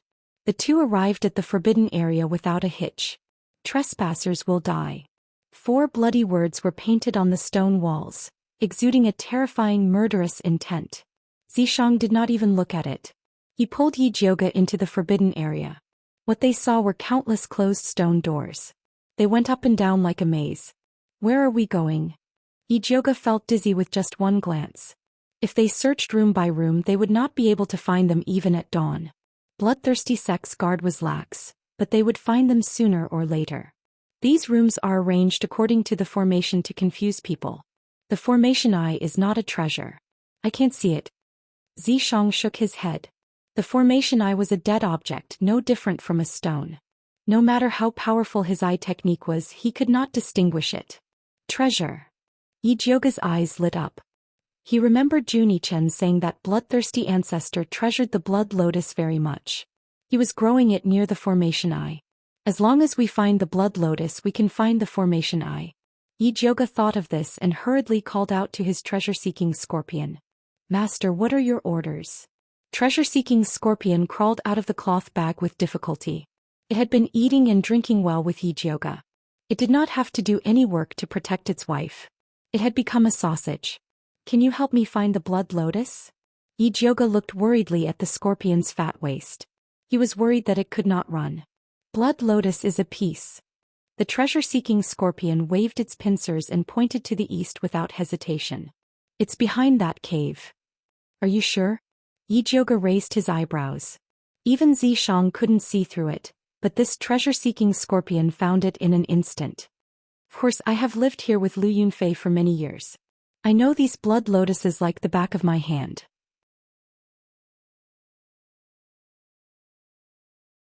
Right now there are a total of 3. In 5 days they will bloom. The treasure-seeking scorpion proudly said as it stuck out its fat chest. Although Lu Yunfei seemed to respect forefather Bloodthirsty, she had been eyeing those blood lotuses. Every time Bloodthirsty ancestor cultivated, she would send treasure-seeking scorpion to check. The blood lotus was like a vegetable garden for treasure-seeking scorpion. Then do you know where the array eye is? Yijioga did not forget that they were here to destroy the array eye. Array eye? What is that? Is it edible? Treasure-seeking scorpion was confused. Go. Take us to the blood lotus. Yijioga knew that he could not place too much hope on treasure-seeking scorpion. Let's go. Treasure-seeking scorpion's fat body landed on the ground. It was crawling quite fast.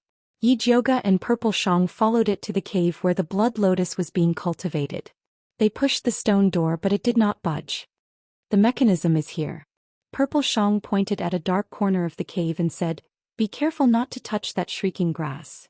Yijioga looked carefully and saw a bunch of grayish-green grass growing in the corner. It was one with the stone wall. If he did not look carefully he would not have noticed it. This was Bloodthirsty Ancestor's little trap. The shrieking grass was connected. If one screamed, everyone screamed. If one accidentally pressed the button, it would immediately attract everyone's attention. Just as Purple Xiang was about to show Yijioga how he could freeze the shrieking grass, Yijioga decisively took out a bag of poison powder from her pocket and ferociously scattered it at the shrieking grass. The shrieking grass did not even let out a fart before it turned into a pile of powder. Yijioga quickly pressed the button. The moment the door of the cave opened, she dashed in. Purple Xiang silently retracted his finger and pretended that nothing had happened. He also followed her in. After the two entered, the door of the cave closed immediately. It was pitch black in front of them. They could not even see their own fingers. Xianxia flicked a purple ball of light upward, illuminating the surroundings. They saw 3 pitch-black tunnels in front of them, like the open mouths of monsters. Which one is the real one? Yijioga asked treasure-seeking scorpion. The one in the middle is real. However, if you enter like this, you will have to pass through 49 traps before you can reach the pool of the blood lotus, treasure-seeking scorpion said. This was also the reason why Lu Yunfei did not dare to enter. The 49 traps were ingeniously designed. Even if they could pass through, they would definitely alarm the guards. The one in the middle leads to the blood lotus. What about the left and right? Yijioga asked. Junichen said that the blood lotus was near the eye of the formation. That meant that the one in the middle could be eliminated, leaving only the 2 on the left and right. I don't know. I have never seen it before. Treasure-seeking scorpion always went straight to its destination. Go and take a look, Yijioga ordered. Yes. Treasure-seeking scorpion's body flashed with yellow light and disappeared into the ground. After 5 minutes, it emerged from the ground with its face covered in dirt. It reported gloomily, "At the end of the left are the 13 stone pillars, and at the end of the right is the 1,000 poison cave." It was surrounded by those poisonous creatures when it emerged from the right. It almost couldn't escape. You have worked hard. Come back. Yijioga recalled treasure-seeking scorpion and asked Xianxia, "Which one?" "The left." Xianxia said without hesitation. "Then you go first." Yijioga stood behind Xianxia. In such a dangerous place, this evildoer had to go first. "Little guy, come in." Xianxia looked at Yijioga with disdain. Then a light purple smoke came out of his body. Yijioga entered the purple smoke and realized that it was not as pungent as he had imagined. Instead, there was a faint fragrance. It was Xianxia's smell. If not for the situation in front of him, this scene would be quite romantic. "What nonsense are you thinking?" Xianxia reprimanded as if Yijioga wanted to take advantage of him.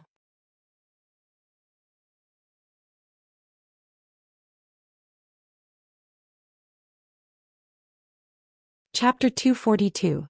You're the one thinking nonsense. Hurry up and get in. Yijioga slapped Zishang's butt. Since Zishang wanted her to take advantage of him, she obviously couldn't let him down. Zishang grabbed Yijioga's right claw and narrowed his beautiful black eyes. Little guy, you want to rebel? Yijioga laughed and raised his right claw, looking like he was going to perform a monkey stealing a peach. You win. Zishang let go of Yijioga's claw and turned to enter the tunnel. Yijioga followed with satisfaction. This tunnel was very narrow, only allowing one person to pass through at a time. The ground was all made of gray stone. Zishang walked very casually, not caring about the tunnel at all. In comparison, Yijioga walked very cautiously. But after a few steps, she heard a clicking sound under her feet.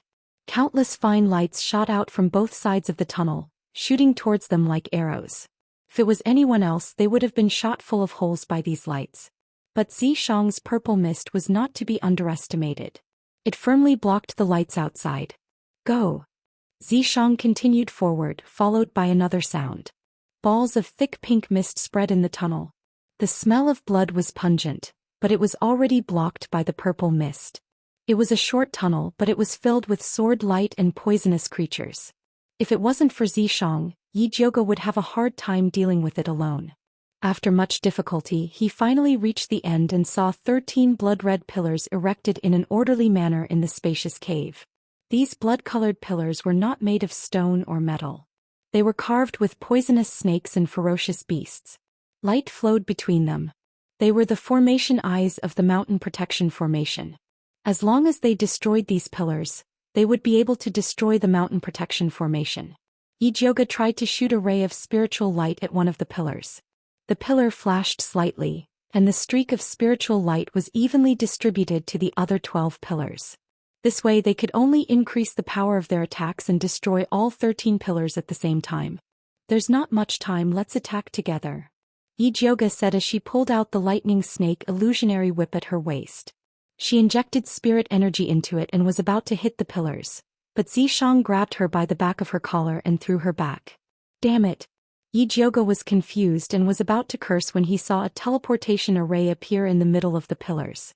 Following that, a black shadow emerged from the teleportation formation and charged at the spot where she had just been standing with lightning speed.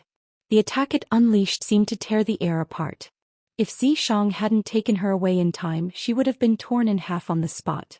Since the black shadow's attack missed, its body rebounded and headed straight for Zishang.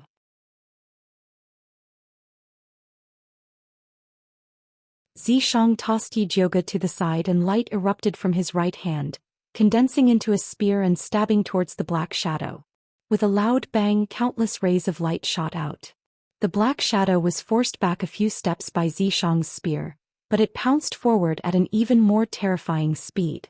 In the blink of an eye, it was locked in battle with Zishang. The two of them were locked in battle. Yijioga couldn't even see what the black shadow looked like. Zishang abruptly pulled himself away from the intense battle and shot a ball of purplish-black light at Yijioga, enveloping her within. He hurriedly ordered, "Run." Yijioga knew that he would be of no help even if he stayed, so he left the forbidden area without the slightest hesitation and ran towards the Flower Palace. They had just entered, so Juni-chen and the others might not have found Yiyunji yet, so she had to go and receive them. Along the way she heard bloodthirsty sex commotion shouting, "Enemy attack! Enemy attack!" However, they were running towards the forbidden area. There was no one in the Flower Palace's path, so Yijioga successfully rushed in. The moment she entered, she saw Juni-chen's goo attacking her. Yijioga hurriedly shouted, "It's me. Why are you here? Where's Yizi?" Half of Juni-chen's head popped out from the cave wall. The area below his neck was still hidden in the black shadow. "There's an ambush at the formation's core. Yizi told us to leave first, where are the others?" Yijioga said anxiously. Juni-chen didn't dare to say anything else and hurriedly rushed into the Flower Palace with Yijioga. "Did you find Sister Yiyu?" Yijioga asked as she rushed. "Not yet. They caught a disciple and are interrogating her, but the situation doesn't look good," Juni-chen said in a low voice. Although he was in charge of guarding the door, he could still vaguely know the situation inside through his goo observation. The Flower Palace was in a mess. More than 10 beautiful blood slaves were unconscious on the ground. Yiyu's eyes were bloodshot. He was strangling a skinny man and shouted angrily, "This is impossible, I don't believe it." Luo Tianjing frowned and advised, "Calm down." Although the scene in front of her was somewhat out of Yi Jioga's expectations, now was not the time to get to the bottom of things. She quickly walked forward and knocked the skinny man unconscious with a palm strike. Then she pushed Yiyu and said, "The situation has changed, let's go." Although Yiyu was on the verge of losing control of his emotions, when he heard Yi Jioga's words, he still turned around and left with her without hesitation. Junichen sent out Tengu to scout ahead. The group followed behind him and prepared to avoid the bloodthirsty sect disciples. Soon they rushed out of the chaotic blood cloud peak. Not good, they're going to activate the mountain protection formation. Let's go. Junichen suddenly shouted. Yi Jioga turned around and saw red smoke rising from the middle of Blood Cloud Peak. It was surging towards them like a tide. "Eat a pill." Yi Jioga immediately swallowed a yin pill. Junichen and the rest ate as they ran forward at their fastest speed. Although they were fast, the mountain protection formation was activated even faster. Those blood mosquitoes were like fierce tigers released from their cages, gathering into a blood cloud and pouncing towards them. After Yi Jioga consumed the yin pill, a layer of gray grease appeared on her body. Although those blood mosquitoes immediately died upon contact with the grease, they still continued to charge towards them and quickly stuck a thick layer on their bodies. The group was instantly covered in a layer of red armor, blocking the blood mosquitoes behind them. "They're over there." The patrolling bloodthirsty sect disciples finally discovered Yi Jioga and the rest. They commanded the venomous snakes and venomous insects to surround them while launching countless sharp attacks at them. Multicolored shadows formed a huge net that enveloped Yi Jioga and the rest from above. At the same time, a large patch of blood-colored vines rapidly grew in their path, obstructing their advance. "Charge!" Yi Jioga shouted and pulled out her lightning snake illusion whip, fiercely swinging it forward. The purple light of the lightning snake illusion whip exploded, transforming into a malevolent python that roared and charged forward. The blood-colored vines were instantly torn apart, sending fragments flying all over the sky. Yi Jioga made another hand seal and the python turned and charged upwards. Although it could not break through the huge net formed by the shadows, it still bought Yi Jioga and the rest some time. Junichen and the rest gritted their teeth and charged forward, finally rushing out of the huge net before it completely enveloped them. The bloodthirsty sect disciples wanted to continue chasing, but they were called back by bloodthirsty sect's ancestor. "Don't chase a cornered enemy, ignore those small shrimps." Yi Jioga felt that it was a pity. She had originally wanted to take the opportunity to capture a few captives to interrogate. She cautiously led Junichen and the rest in a few circles. After confirming that no one was following them, they returned to the bloodthirsty sect's sacred ground.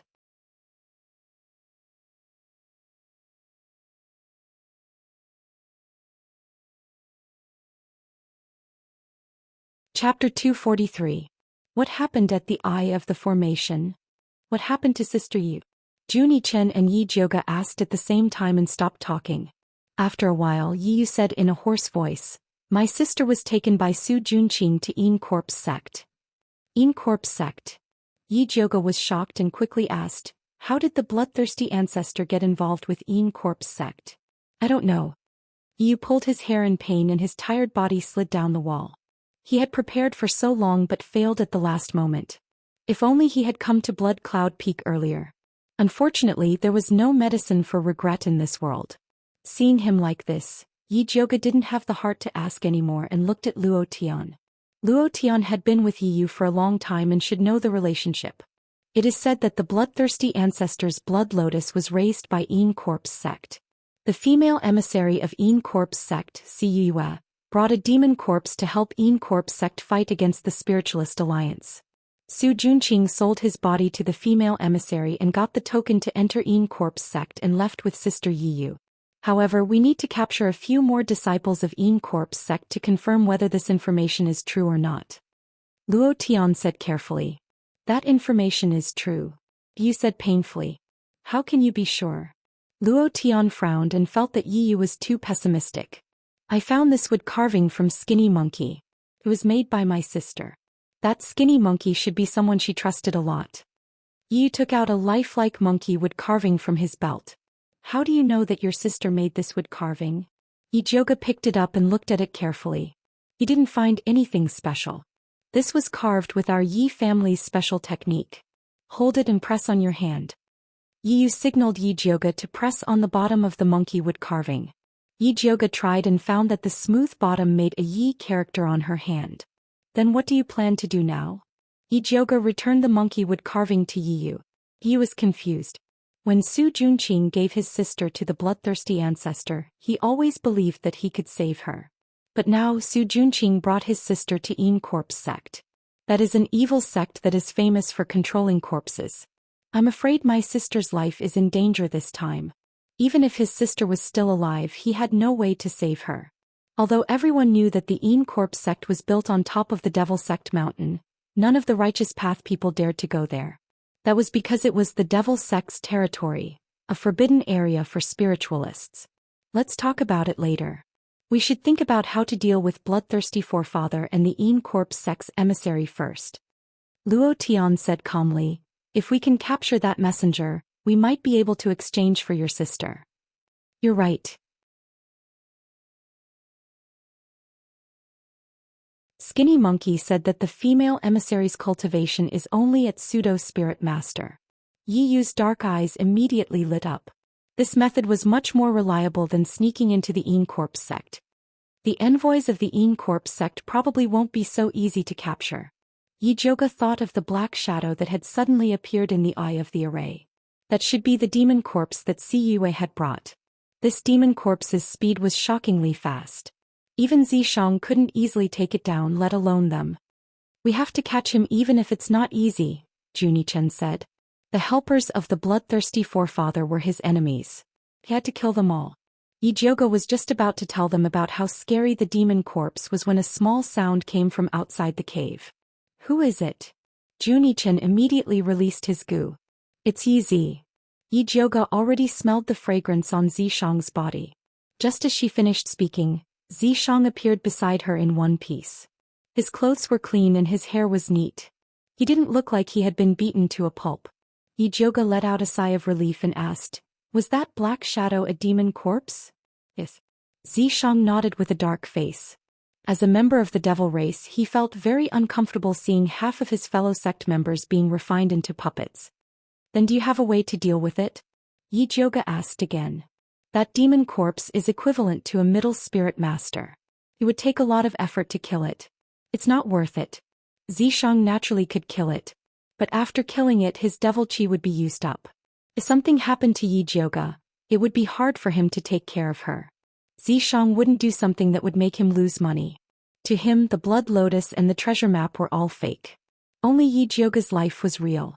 Ijoga thought about it and asked Zishang, can we not kill it and just trap it? Yes. Zishang nodded. Although the demon corpse was fierce, it didn't have intelligence. It was possible to trap it. Miss, did you think of a way? Yi Yu asked with anticipation. I do have a way, but it's not enough with just us. We need the help of the Spiritualist Alliance. Ijoga nodded. This matter was related to Yin Corpse sect.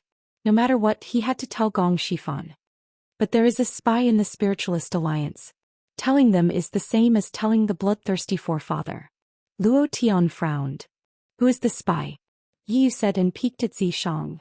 It's Wang Haoqiang and Lin Yanxi. Zishang said lightly. It's them. Yi Yu cried out. He could understand that Wang Haoqiang was a spy. However, Lin Yanxi, the little beauty of the heavenly fragrance sect, was also a spy. It was unbelievable. No one would believe it. Do they have magic tools on them and wear human skin like Xiong Yunhu? Yi Yu still felt fear when he thought of Xiong Yunhu. No, they use their real bodies to hide in the Seven Ask Pavilion and the Heavenly Fragrance sect. Zishang shook his head. Then how can you be sure that they are spies from the bloodthirsty sect? Yu asked doubtfully. It wasn't that he didn't believe Zishang's judgment, but he felt that being an inner disciple of a big sect was much better than being a heretic. Not to mention Lin Yanxi was a beauty with charm and status. I naturally investigated. That Wang Haoqiang has a hobby of playing with young girls. Lin Yanxi needs the bloodthirsty sex blood fragrance pill to maintain her beauty. Ever since Zishang found out that the Spiritualist Alliance had ill intentions towards Yijioga, he specially investigated and found the two hidden spies. So that's how it is. The two's hobby was indeed strange. You finally believed it. Junichen, tonight, summon the 3 goo insects from the Spiritualist Alliance and ask them about the situation. Yijioga immediately paid attention to this news. Summoning 3 at once is too conspicuous. Junichen shook his head. If they wanted to ask about the situation, summoning 1 was enough. Sure, you see the situation. Yijioga said and called everyone to rest.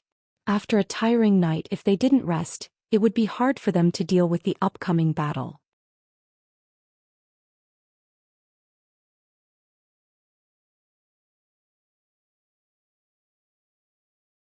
Chapter 244. Night fell quickly. There were no stars or moon in the dark night sky and the forest was dark. Jun Yichen sat cross-legged on the ground, his abdomen constantly moving, making buzzing sounds. After a while, a thumb-sized pink figure flew in front of him like lightning. It was Bailey Moyun's Xiao Tao. Chirp chirp chirp. Xiao Tao happily flew around Jun Yichen and Yijioga, finally landing on Yijioga's shoulder. Although Yijioga's little mother Gu hadn't hatched yet, the smell it emitted was still very attractive to Gu. After all, no matter how feminine Xiao Tao was, it was still a male Gu in its prime. How have you been recently? Has Bailey Moyun been treating you? Yijioga patted Xiao Tao's head. Chirp chirp chirp. Xiao Tao chirped happily. Bailey Moyun was very good to it and even found a market square to buy spirit beast pills for it. Stop being so long-winded. Hurry and tell me the situation of the Spiritualist Alliance. Junichen stood up and ordered Xiao Tao telepathically. Chirp chirp chirp. Unexpectedly, Xiao Tao chirped fiercely.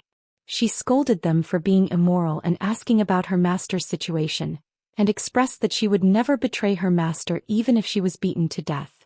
Yijioga didn't expect Xiao Tao to be so loyal and immediately felt ashamed. It was too immoral to use innocent Gu to do bad things. She was about to let Xiao Tao go back, but she saw Junichen calmly take out a cherry pill and coldly say, 1 pill for 1 piece of information, deal or no? Xiao Tao smacked her beak, but finally couldn't resist the temptation of the cherry pill and flew over to take it. Once the pill entered her stomach, her 2 small black eyes immediately widened and she chirped. What do you want to know? Hurry up and ask. This moral integrity really moved Yijioga. When will the Spiritualist Alliance arrive, and how do they plan to deal with bloodthirsty sect? Junichen methodically asked. Xiao Tao told him all the information she knew. The Spiritualist Alliance would arrive tomorrow afternoon. Their current strategy was to first send people to investigate the situation of Blood Cloud Peak, and then launch an all-out attack. Yijioga took the opportunity to ask about Wang Haoqiang and Lin Yanxi. Both of you are annoying. Xiao Tao finally found a chance to complain. That Wang Haoqiang was like a clown, jumping around in front of his master all day long, and even stirring up trouble in private. He was so annoying. Lin Yanxi was also not a good thing. She looked very beautiful and gentle, but every time she came to touch her, she wanted to take the opportunity to kill her. Fortunately, it was smart enough to escape. The green praying mantis that followed Gong Honglei was in a miserable state. His master was a careless person.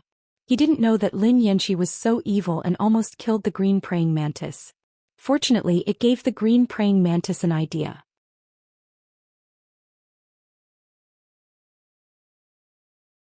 Every time Lin Yanxi came over, it would spray green liquid. Later, Lin Yanxi found it disgusting and stopped coming. The little eagle that followed Nangongli was the best. Its owner drank a lot of ice and ignored everyone. Lin Yanxi couldn't harm it even if she wanted to. Your master didn't notice anything strange about them? Yijioga asked. Xiao Tao and Bailey Moyun had signed a contract, so there was some telepathy between them.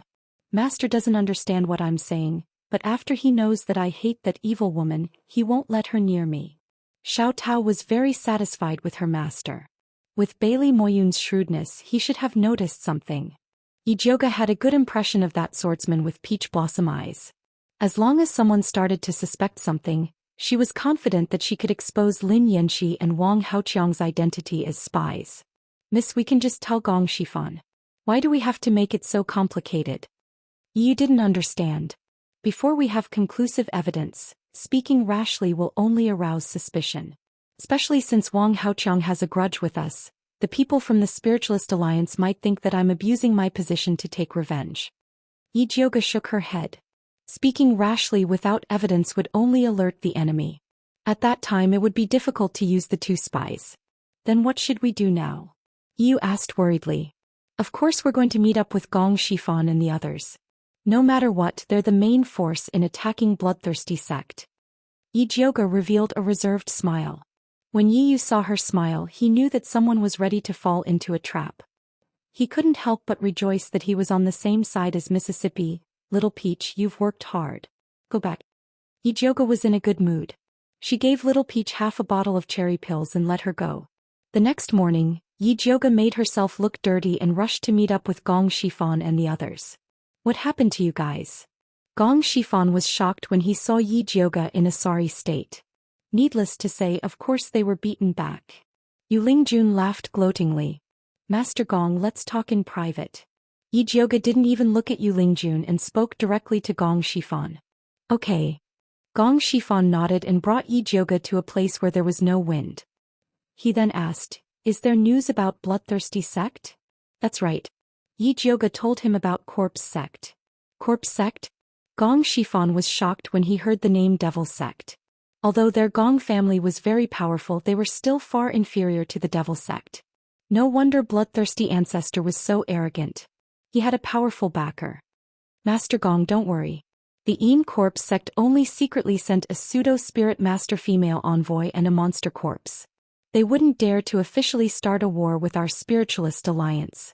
Yi Jioge carefully analyzed the situation.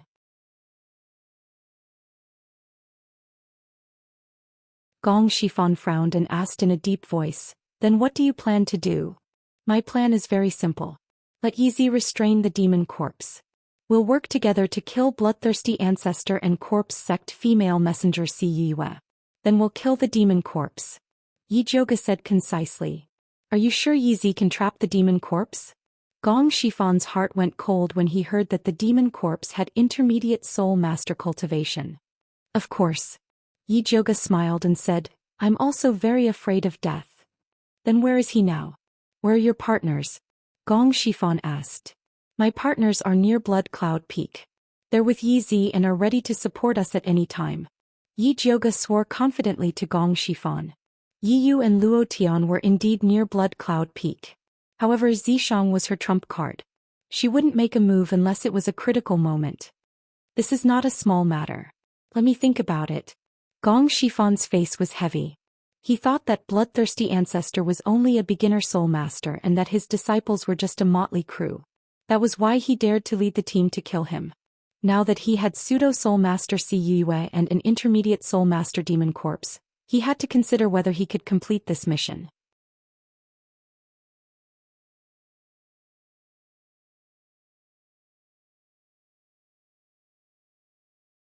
Chapter 245.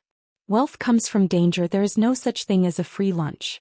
If the bloodthirsty sect was so easy to deal with, then Master Dongfang wouldn't have used the building master pills to exchange, he would have just asked Emperor Xianwu to send troops. Yi Jioge reasoned. Gong Shifan remained unmoved. Yi Jioge added, the Corpse sect sent Ciyue to collect the blood lotus. The blood lotus will bloom in 5 days. If you want to steal it, you need to make a decision. Her words directly stabbed Gong Shifan's weakness.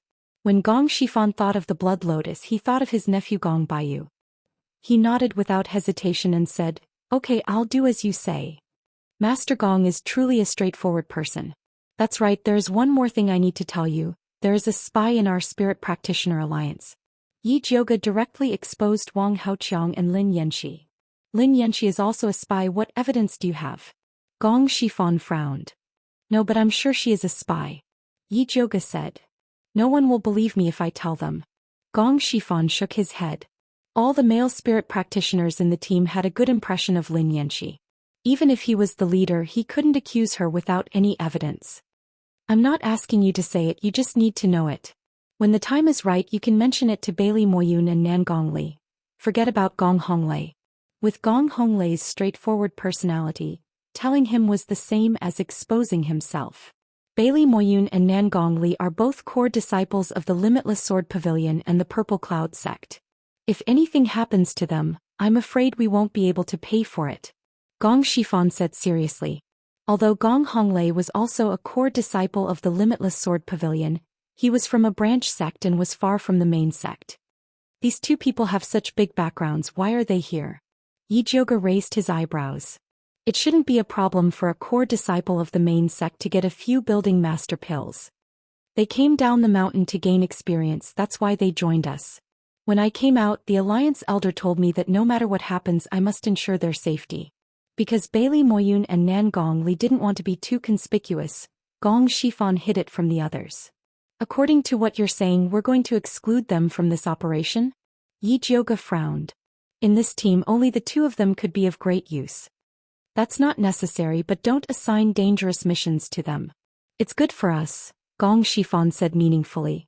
When Yi Jioge said that he was going to leak information about the spy to those two people, he knew that there was something going on. All right. Yi Jioge sighed helplessly. In the end he still had to rely on himself. There's not much time left. Let's hurry up. Gong Shifan glanced at the team in the distance. We can blood as, they can with.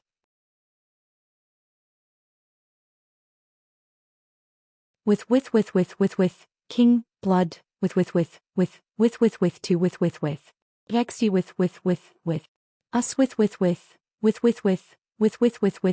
us as with, I can, master, be with, by with as with. Gong Shifan had been gentle along the way, but it was scary when he suddenly lost his temper.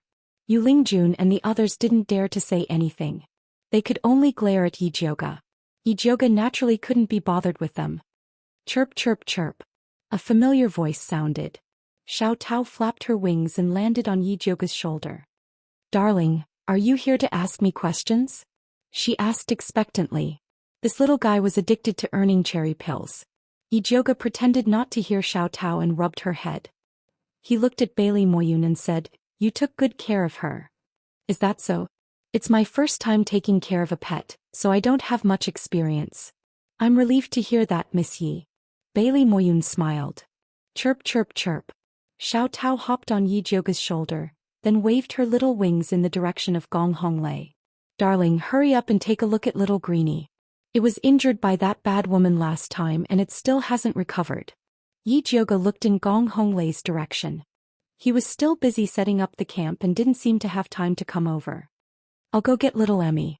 Xiao Tao flapped her wings and ran away. Soon the green praying mantis came over on Xiao Tao's body. Red and green was a sight to behold. Yi Jioge opened his palm and Xiao Tao threw the green praying mantis off. Hiss hiss hiss. The green praying mantis groaned weakly. It hurts, it hurts. Yi Jioge opened his spiritual eye and saw a ball of black gas the size of a grain of rice on the green praying mantis's abdomen. Although goo worms lived on poison, some poisons were their nemesis. For example, this spirit insect exterminator which specialized in sucking human flesh. It was usually used by spirit plant masters to exterminate pests. It was very lethal to these newly hatched goo worms. Honglei said that this green praying mantis hasn't had much energy recently. Unfortunately, we didn't find a clinic along the way. We couldn't even find a vet to take a look at it. Bailey Moyun said from the side. It's been poisoned by the spirit insect exterminator. Yi Jioge said as he took out the lightning fire needle and stabbed it towards the ball of black gas on the green praying mantis's abdomen. The black gas immediately flowed along the lightning fire needle and slowly dispersed. The green praying mantis was in so much pain that it curled up into a ball and shivered. However, it didn't spit out a single word. It clearly knew that Yi Jioge was trying to save it. Chirp chirp chirp, little Emmy, hold on. Xiao Tao jumped up and down at the side.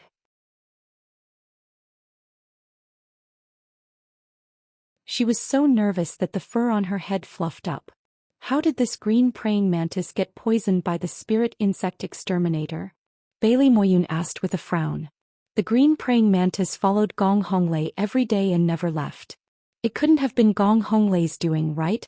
I'll have to ask you this. Who approached your goo insects recently and who didn't want them to live? Yi Jioge looked meaningfully at Lin Yanxi who was in the distance. Chirp chirp chirp chirp. Xiao Tao immediately jumped onto Bailey Moyun's head. She grabbed his hair and shouted angrily, "It's that bad woman's fault.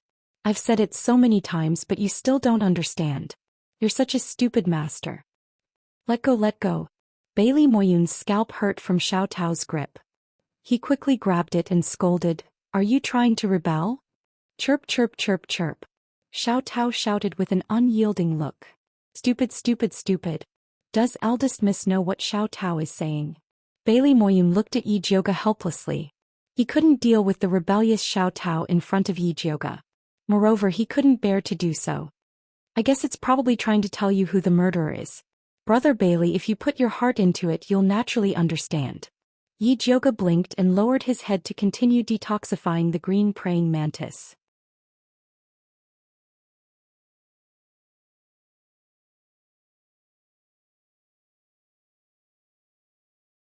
Chapter 246. A deep light flashed in Bailey Moyun's eyes. He rubbed Xiao Tao's head. He remembered that Lin Yanxi often came to tease Xiao Tao, but Xiao Tao despised her. Speaking of which, Lin Yanxi seemed to be very interested in goo worms. She had been to Honglei and Ali's places. Could it be done? Yi Jioga removed the needles and finally expelled the insect-exterminating spirit from the green praying mantis's body. Fortunately, it was not deeply poisoned and it was taken care of in time. "Thank you." The green praying mantis thanked him in a soft voice. Compared to the noisy Xiao Tao, it was much more refined. "Good." Yi Jioga rubbed the green praying mantis's head and gave it a cherry pill. The green praying mantis slowly ate the cherry pill and rubbed against Yi Jioga's palm gratefully. "Chirp chirp chirp. Cherry pill." Xiao Tao screamed at the sight of the cherry pill. It did not go to the extent of snatching the green praying mantis's things. It just circled around Bailey Moyun and screamed, "Delicious, delicious, delicious. Stop arguing." Bailey Moyun's head hurt from Xiao Tao's noise. He stretched out his hand to catch it, but Xiao Tao dodged and attacked its master with an even crazier cry, "Eat, eat, eat. Young miss, save me." Bailey Moyun covered his ears in pain. Xiao Tao was an angel when she was cute, but a devil when she was hateful. "Alright, it's just a cherry pill. Look at you." Yi Jioga glared at Xiao Tao and took out a cherry pill. Xiao Tao immediately flew over and hugged it, then hid on Bailey Moyun's head and happily nibbled on it. The world was finally peaceful. Bailey Moyun's hair was messy, and he looked like he had nothing left to live for. "What are you doing?" At this time, Gong Honglei finally finished his work and walked over with Nan Gongli. "Young miss is treating your little green." Bailey Moyun said and gave Yi Jioga a look. He did not say that the green praying mantis was poisoned because he was worried that Gong Honglei would question Lin Yanxi. Yi Jioga smiled knowingly and said to Gong Honglei, "Little green is just not used to the climate, it is not a big problem." "Good." Gong Honglei breathed a sigh of relief. He loved his green praying mantis very much. "Ali, why don't you take this opportunity to let young mistress examine your little eagle goo?" Bailey Moyun changed the topic. After Nan Gongli heard this, he quietly called out Little Eagle. The black-feathered red-eyed little eagle goose slightly raised its chin, trying to maintain the same arrogance as its master. Unfortunately, Nan Gongli was really cold and arrogant, while the little eagle goo was really pretentious. It's very healthy. Yi Jioga had already learned about the little hawk situation from Xiao Tao, so he checked it quickly and gave the little hawk a cherry pill.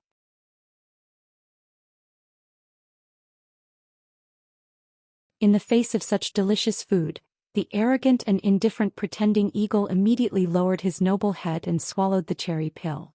Then he raised his head and saw another pretending eagle.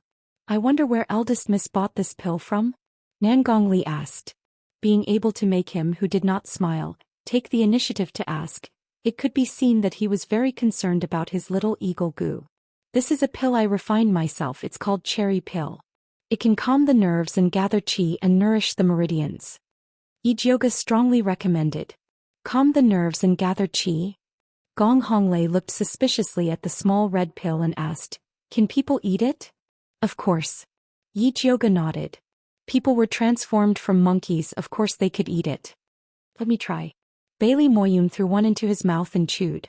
After eating it, he immediately expressed his surprise. "This taste is too good. Although the calming effect is slightly worse than specialized pills, it is completely worth buying." Speaking of which, how much are you selling this pill? It would be good to buy some for his junior sisters to try. A bottle of 60 pills, 200 silver taels, internal price. Yi Jioga said. 60 pills for 200 silver taels, that's too cheap. Bailey Moyun felt it was unbelievable. A calming pill was already more than 500 silver taels. That's why it's internal price. Yi Jioga also hoped that Bailey Moyun and the rest would treat Xiao Tao better, so he did not think of earning money from these rich people. Give me 100 bottles. Bailey Moyun said generously. Me too. Nan Gongli followed. Me too. Gong Honglei also did not hesitate. As expected of a rich person. Yi Jioga sighed inwardly. Xiao Tao and the rest had followed the right person. I don't have that many cherry pills on hand, so I can only give each of you 10 bottles. The 30 bottles were taken from the purple deceased ration. Then we'll pay first. You can give us the pills when it's convenient. Bailey Moyun wanted to pay on the spot. However, he did not pay with silver taels but with spiritual jades. Spiritual jades cost 200 silver taels per piece in Great Divine City, and were specially used for spiritualists' cultivation. Above spiritual jades were spiritual pearls, and above them were spiritual stones. It was said that 10,000 gold taels per piece was priceless. In Thunder Nation, spiritual jades were also sold, but the price was higher, 250 silver taels per piece. As Yi Jioga had no use for them, she never bought them. However, she knew that spiritual jades were more valuable than silver taels, and were the currency used in Great Divine City. Bailey Moyun and the rest used spiritual jades to pay, and insisted on paying according to Great Divine City's price, indicating that they did not want to take advantage of Yi Jioga.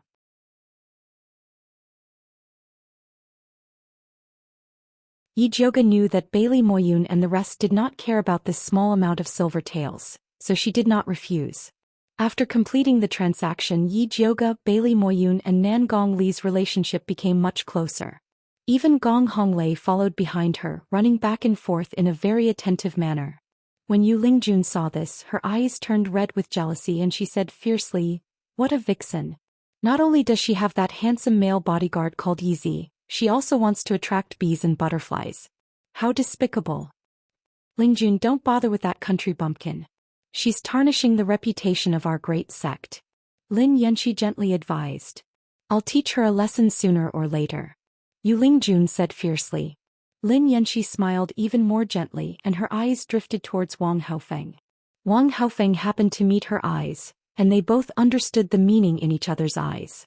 Sowing discord using a borrowed knife to kill. Lin Yanxi and Wang Haofeng thought that their conversation was very secretive, but it was all seen by Gong Shifan. However, he did not say much and only led the group on their way. The group traveled quickly and finally reached the vicinity of Blood Cloud Peak at dusk. "Eldest miss, didn't you say that your people were nearby?" Gong Shifan asked. Not being able to see Yizi made him feel very uneasy. "That's right, I'll call them over now." Yi Jioga curled her finger and placed it on her lips, and 3 long and 2 short whistles sounded out. After a moment, 2 black figures suddenly appeared in front of everyone like ghosts, and respectfully bowed towards Yi Jioga. Subordinate greets eldest Mississippi.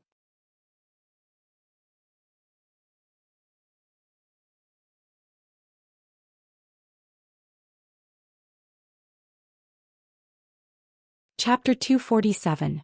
These two were Luo Tian and Yi Yu. In order to teach these snobbish disciples a lesson, they purposely used this method to appear. As expected, Qiao Shaohua's group was blinded. Qiao Shaohua didn't notice when Luo Tian and Yi Yu approached. If this was an enemy attack, he would most likely be dead. Thinking of this, his heart tightened and he became more vigilant towards Luo Tian and Yi Yu. Yu Lingjun was also paying close attention to them. However, she was more concerned about why even Yi Jioga's subordinates were all handsome men. One was beautiful, the other handsome. Was it because she was beautiful that she had such luck with women?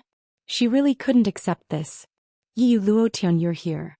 Gong Honglei took the initiative to greet them.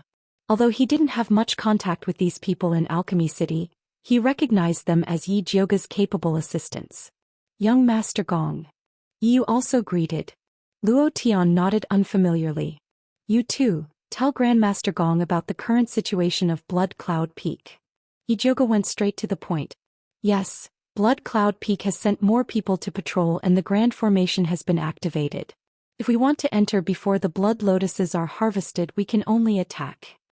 Yu solemnly explained the situation. Attack then. I want to see just how powerful bloodthirsty sect's Grand Formation is. Wang Haoqiang shouted. The others also joined in. They didn't care about a small heretic sect like bloodthirsty sect at all.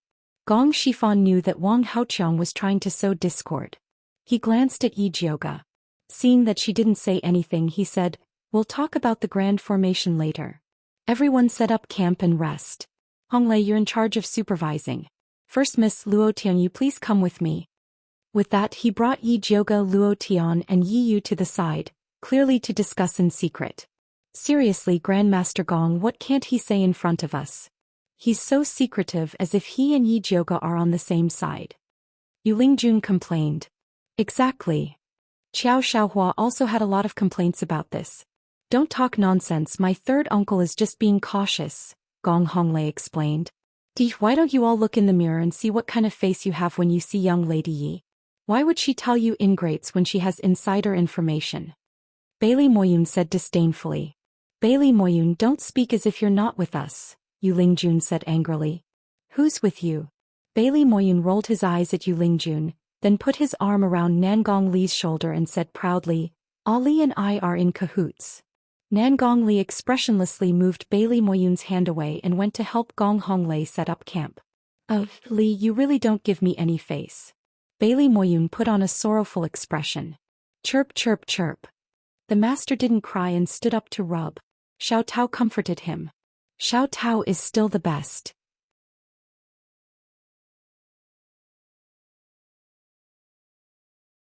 Bailey Moyun rubbed Xiao Tao's head. If he understood Xiao Tao's words, he didn't know if he would still be able to laugh. Mo Yin, stop playing with the bird. Hurry up and come over to help, Gong Honglei called out. I'm coming. Bailey Moyun walked over. Gong Shifan and Yi Jioge stood on the hillside and could clearly see that the Spiritualist Alliance was divided into two factions. One faction was naturally Nangong Li and Bailey Moyun. The other was Yu Lingjun, Qiao Xiaohua, Wang Haoqiang, Lin Yanxi and the others. As Gong Shifan's nephew, Gong Honglei could barely be considered to be in the middle. With this motley crew, it will be very difficult to attack the bloodthirsty sect, Yi Jioge said bluntly. The more she knew about them, the more she disdained the disciples of the big sections. To use a phrase to describe them, their hearts were higher than the sky, but their lives were thinner than paper. They didn't have any abilities, but their eyes always looked up to the sky. They are used to being flattered in Thunder Nation, Gong Shifan said helplessly. These people were indeed the proud sons of heaven in Thunder Nation. They had never seen the world, so they naturally showed off. The core disciples of the big sects were definitely not as shallow as them. He was fortunate enough to see the true core disciples of the Limitless Sword Pavilion go on a mission. They were truly unparalleled, their swords piercing through the sky, causing people to tremble. However, it was useless to say all this now. The disciples of the big sects would not come to a small place like Thunder Nation. No matter how incompetent these guys were, he could only make do with them. Then let them have a taste of the mountain guarding formation and at the same time, see what the two spies are planning, Yi Jioge suggested. Okay. Gong Shifan nodded. It was time to let these arrogant kids see the world. Next, Gong Shifan asked Yi Yu and Luo Tian about the mountain guarding formation in detail. Then he started to plan in his heart. Yu Lingjun and the others did not know what was going on. When they heard that they were going to attack the bloodthirsty sect's mountain guarding formation tonight, they all gathered around the fire excitedly, imagining the scene of them showing off their might, breaking through the formation and killing the bloodthirsty ancestor. Yi Jioge sat on the hillside watching the motley crew talk. It was an indescribable feeling of exhaustion. If you don't like it, just kick them away. Zishang suddenly appeared and sat beside Yi Jioge, putting his hand on her shoulder. Didn't we agree to keep a low profile? Yi Jioge's shoulder shook, revealing Zishang's claws. Zishang blinked and kindly reminded, I just want to remind you of one thing. There are only 5 days left until we dual cultivate. We'll talk about it after this battle. Yi Jioge was not in the mood to think about dual cultivation. Understood.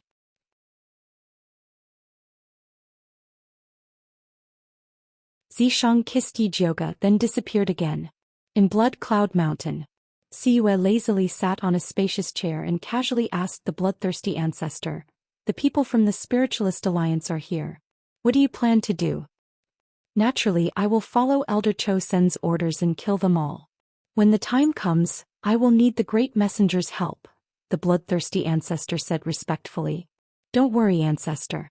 I will naturally help." Siyue smiled and said, "Leave that expert called Yizi to me. I will leave those small fries from the Spiritualist Alliance to you." When the bloodthirsty ancestor heard this, his expression turned ugly. That was not all he wanted. Dealing with Yizi's corpse was enough. He wanted Siyue to deal with the Spiritualist Alliance with him. However, it seemed that Siyue did not want to do anything. "Ancestor, are you not satisfied with this arrangement?" Siyue raised her slender eyebrows and smiled.